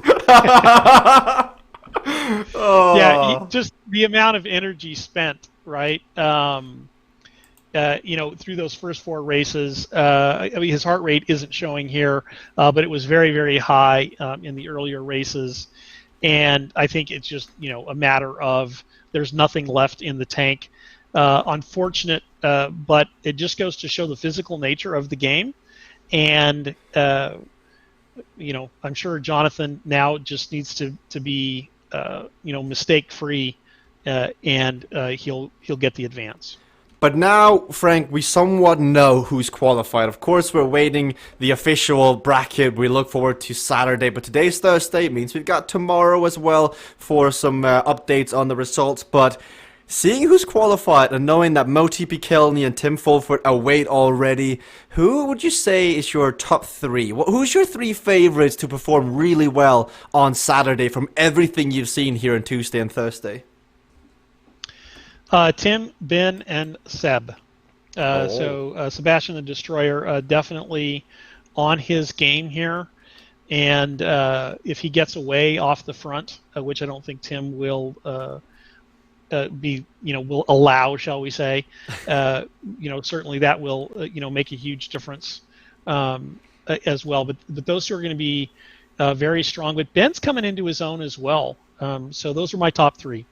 Oh, you can't let out. There's also Casey, there's Peter, there's Quinton. I mean, there's gonna be some heartbreaks. I anticipated we could see some mental breakdown today, but I didn't think that Timothy would have his computer shut down on him. But somebody, I mean, there's so much emotional investment in this racing. When you go down, it's either joy or it's fear or it's all these feelings. And there's the investment that's come through. Somebody will get eliminated based on a mistake next week when they know that they could go on through. And that's the sort of pressure environment that's awaiting ahead of Saturday. Frank thinks Ben, Sepp, and Tim. I gotta agree with those 3, but there's so many more names in that mix as well. Do set an alarm for Saturday. 7 Omniums. We're going to be here for 7 hours with you. I'm not sure if Frank is going to be here for the all 7 hours. But it's gonna be good. I mean, we've got our snacks planned. Do you have yours, Frank? Snacks? I think you need I think I'm gonna need half a turkey left over from Thanksgiving to make it through all 7 hours, especially since I have to blend it before I can eat it. But Very, very interesting. Oh, nice victory celebration there coming from Sebastian the Destroyer. And Casey, Peter, Quentin, all, by the way, have the ability to. Oh, did he crash later at the last second? Yes, with corner caper on. So he purposely changed the lane out into a lock on the finish line. It's nothing like learning your power-ups. That comes with the game. But, it's interesting because you do sort of get that, right? Because if you have uncrashable, you can go through those, but not with corner caper, right? But you kind of think that way, as it goes. My heart goes out to Carl because it looks like he just didn't have the legs in the end. But on the flip side of that, what great racing. All in. Poured all of his energy, into the racing. Fantastic sportsmanship. It was a great competition. It was super fun to watch, and really appreciate the racers coming out today. It's heartbreak for Carl, but Jonathan and Sebastian qualify on through to Saturday's tournament, joining the likes of Timothy Tumont, Vibeke Bertram, Erin Starlin, Nigel Doyle, Casey Shunt, Jennifer Garcia, Ben Shuilong, Kara Laguna, Peter Kastrup, Niels Heldens, Quinton Molyneux, Alison Kubota, and then Tim and Moti waiting on the other side. Of course, do keep an eye over on CVRcade's Facebook for any official rankings and seedings ahead of Saturday, and who's officially made it on through as we watch Sebastian Kuhn. I'm not sure if the Statue of Liberty is perhaps the celebration, but maybe Sebastian can share some light. Sebastian, where we've seen that celebration a few times from you now. Where does it come from? It comes from my avatar in the game. Well, that explains it. So in order to see that celebration, you've got to cross the line first, of course. But Sebastian, 4 out of 5 today. Does that leave you satisfied? Yeah, I'm pretty happy. I think Jonathan is the strongest, but he's not experienced, and if he didn't make this much mistakes, he would have won. Well, we'll see if that will follow up on Saturday. I asked Frank who he thinks is the favorite ahead of Saturday, and he mentioned your name up there amongst the top. Would you agree with that? Do you see yourself as one of the favorites ahead of Saturday? No, I'm the big outsider and underdog. I need a rest of a few weeks. Sebastian, your sarcasm, your level of humor, it just connects. It could of course be all true, but the thing is, we'll never know with Sebastian. Is true. Trust me. If there's one thing, well, I'll trust you, but as long as you're on a bike, I will always believe otherwise. But Sebastian, congratulations. I can't wait to see you join us on Saturday. But Jonathan, congratulations. Country Rally. Carl thought he'd get the better of you, but let's take a moment to just talk about what happened in the last 100 meters. That crash towards the end, what happened? I thought I was going fast enough that I'd be able to change lanes, after that log, but I wasn't going quite fast enough. So I changed the lanes too early. I didn't need to change lanes at all, but I just was trying to dodge logs. Well, I move around a little bit. Yeah. Now you get your shot on Saturday if you're lucky with the seeding and you qualify and through. You get your shot at the big dogs, the Caseys, the Tims. You've raced with Sebastian now, who undoubtedly is one of the biggest dogs. What's that like? Sebastian, cheers to him. He's an animal to push that hard mentally off the front so many times. I wouldn't be able to do it. I'm more of a attack, draft. I used to sit in a lot. I can attack a lot. I can attack all day, but I wouldn't be able to hold a breakaway by myself. That one race I broke away was because it's a short race, and I needed to do it. So I was lucky Sebastian didn't pull him back in, because Sebastian pulled Carl back in, I was done.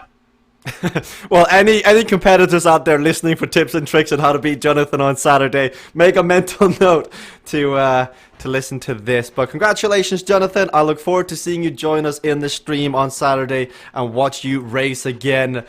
And last but not least, Carl, that third spot. It looked like you just didn't have the legs left. Was that the case? Oh yeah, it was. First I thought I didn't understand why I didn't catch up in the beginning, but then I think something happened to I also did a crash test. I shouldn't complain, but then I looked at my powers. I had to put down like 400 real watts to do the 360 equalized watts. So I think I don't know if I got back to cadet status and the equalized algorithm was really battling me in the last race. So. Well, the team will always, of course, take a look at it, but I do like the fact that you crashed in the exact spot you said somebody would crash. Oh yeah, was it the second lap in the hay ball? Yes. Yeah, I got both tired and unfocused. So, but my very good congratulations to Jonathan. It was so much better than I thought. So he really deserved that second spot. But there's not over for you just yet, Carl, because there's more racing with the grand finale next week. Now you get a rest, but these races, they have to go hard on Saturday. Next week, there's somebody racing for 5K. I mean, that's got to be good as well. Oh, yeah. I'm coming back next weekend. Looking forward to it. It's been really nice practicing this, few participant races. It's so different. Well, we're happy to have you on here, Carl. You enjoy your rest. Good for all the racers as we get the final race. Before we cut to the highlights, Frank, any final words on the racing we've seen today here in KNL? No, the day started off a little bit strangely with multiple technical difficulties for some of the raiders, but we had fun just sort of talking and getting some input about the game and where we can make things better and what things are good, and then we had some great racing towards the end of that zone, and then some magnificent racing in the zones today. Unfortunate that Carl may have had a little technical difficulties there at the end as well. We'll take a look at that, and really good stuff, really good racing, enjoyable watch. Great racing all around. Thank you so much for watching as we just watched the final highlight. We've got all the highlights coming up here next for you to watch as we saw Zone K with Vibeke Bertram being the star of the show. First time having audio on. And can I just say, if you're listening in, Vibeke, what a pleasure. Such good joy and spirit. I mean, it's a pleasure and honor having you on the platform and having you in our streams as we get ready to watch the highlights. Timothy also getting in as we watch Jonathan Heron crossing the finish line. But ladies and gentlemen, here are all the highlights of the day as we watch the initial racing happening. Vibeke Bertram, this is where we're trying to explain that unfortunately due to technical difficulties, Jeff Rooney, Timothy Tamont, they were a tiny bit up against it with last second technical difficulties. They were set, like the irony behind it is they were so ready. They were beyond ready. I mean, riders, they usually log on 20 minutes before they have to race. Jeff was here 50 minutes before, and then the technical difficulties got the better of him towards the end as we see Vibeke Bertram here on Fantastic Alien Sea. Same thing for Timothy Tamont. Timothy was there, was with us at the beginning. I mean, getting ready. I saw him get on, and then blue screen of death. His computer crashed. Now, albeit Frank did point out it was a bit harsh to Timothy. Timothy and I go way back, and of course Timothy and I, we can talk about it afterwards over some food and some drinks, of course, as we watch Lakeview Lanes here with Vibeke Bertram still managed to crash on Lakeview Lanes despite being the single racer in the race. Now that could be the achievement of the day. But beyond that, the trash talking that happened in between was good fun. Timothy and Vibeke going up against it here. Vibeke sharing big words, saying she was going to crush Timothy. Timothy saying, in your dreams, watch out you don't get lapped. And then Timothy, well, you can see him whistling. In the end, it was the Dane, Vibeke Bertram of Velocity Vixen. So the first Omnium wasn't all that action-packed. It was great to have it in. It was great to get some general discussion going on as Frank created an impromptu podcast because he's yet to be invited onto the CVRcade talk show where the next guest is tomorrow, which is Casey Shum, who comes on to talk about Saturday's racing and who he thinks is the favorite and how it will pan out as we see Timothy Tamont pulling a Peter Castro on Vibeke Bertram and forcing her to fall down as Vibeke follows that up with a second mistake. But the second Omnium of the day, Zone L, had everything. Sebastian Kuhn, Jonathan Herone, Carl Axel Sander. This will give you a taste of the racing that awaits you on Saturday. The creme de la creme, the top of the crop, is now gonna race each other. We have found out who has got what it takes and who doesn't quite have it just yet at the top, and who will be eligible to race on Saturday. Saturday, I believe we start with zone H or G, I think it is, and we finish with zone M. So that is 7 hours of broadcasting. It's 2 p.m. British time, and it finishes, I believe, 8 p.m. or the last race begins 8 p.m. Actually, I'm not quite sure. I should not do the math. I can already hear Rene Valadez picking me up on that one. So that one, let's not have another 4x4 incident. All I know is it is 7 Omnium, 7 hours of racing. Sebastian Kuhn, electric rush, and from the gate he went out. And he's really promoting his new t-shirt sales. He's got several designs that you can get out there. You can get I'm dead, I'm really dead, or I'm completely dead, or the latest special edition, I've got nothing. You can find those at sebastiankuhn.de. But fantastic Alien Sea at the top here. Jonathan, seeing him learn from his mistakes was quite inspiring because he was gunning it. And if I'm an experienced racer, I'm taking lessons here from the way he descended Fantastic Alien Sea. You can push it to the limit. Now, he learned it on the first round here that maybe you should hit the brakes before the corners, but as you're about to see here on the final lap, the amount of distance he makes up on the final corner is incredible. As this is also very close. It was so intense racing today. I mean, you could feel the nerves, you can feel the anxiety,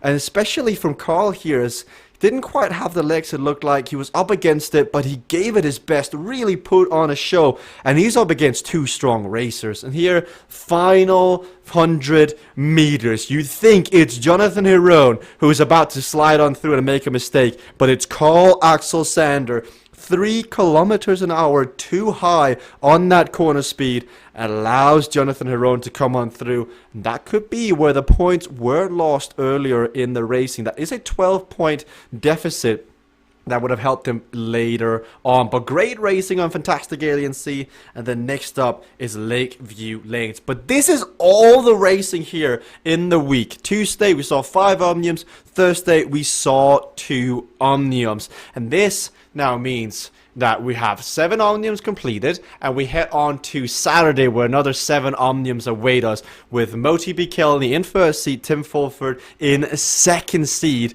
as the racers now get ready. They get reseeded based on the points they've scored. So when you see the racing on Saturday, you're going to get reseeded based on the points you've scored here in the week. So the rider that scored the most amount of points, I believe, is Ben Shuilong. Ben will get the first seed, or technically the third seed coming through. Then I believe you've got Vibeke Bertram up next. You've got Sebastian Kuhn also up next. So several points are up there where they will slot in. And then I think Timothy Timont has the fewest amount of points accumulated as we look towards the racing. All that, of course, will be made public on the CVRcade Facebook page. Make sure to keep an eye on that for the next 24 hours to know which zone you get put in. Who are you racing against? What hours should you be ready and be on your bike, etc. So if you've got any family plans this week, you better put them aside, because racing is at hand. Whether you're racing it or you're watching it, you're going to want, well, we've got our snacks planned out, but you can hear Frank, he's going to have a Thanksgiving turkey sandwich ready to sit down and enjoy himself as we watch Carl Axel Sander, Jonathan Herone, and Sebastian Kuhn duke it out on Dark Matter Spire. And I don't know about you, but I can say from my point of view, I am hyped. I am so amped up. We're going to see racing like never before. We're going to see pain faces like never before. There are going to be guys and girls who are going to have so much bragging rights on the line. We're going to see emotions. We could even see tears on Saturday. But for you to catch that action, you've got to click the follow button down below. We go live on Saturday with more racing, and you click that follow button down below, you get notified every time we go live, as Carl Axel Sander ends up fulfilling his own prophecy of crashing on the hay bales, as Sebastian Kuhn, the destroyer of dreams, goes on to win the last race of the day. Thank you so much to all the racers today. Especially thank you to Vibeke Bertram of being good sport talking while racing on the first zone. Thank you to Frank for keeping me company. Thank you to all the racers as we now have to call it a day here on CVR World Cup Mixer. But make sure you click that follow button down below. We've got the final section of the tournament happening on Saturday. Somebody will walk away with $3,000. Frank thinks it could be Ben, it could be Sepp, it could be Tim, but don't discount the Quintons, the Timothys, all the racers near the top, the Vibeke Bertrams. It's gonna be good. The Alison Kubotas. Make sure to watch it on Saturday. We'll see you then.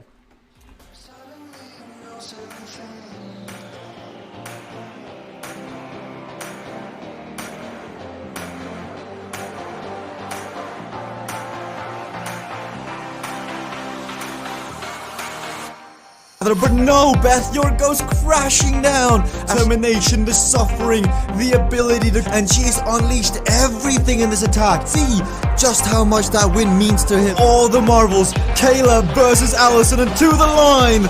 Kayla Laguna takes the victory.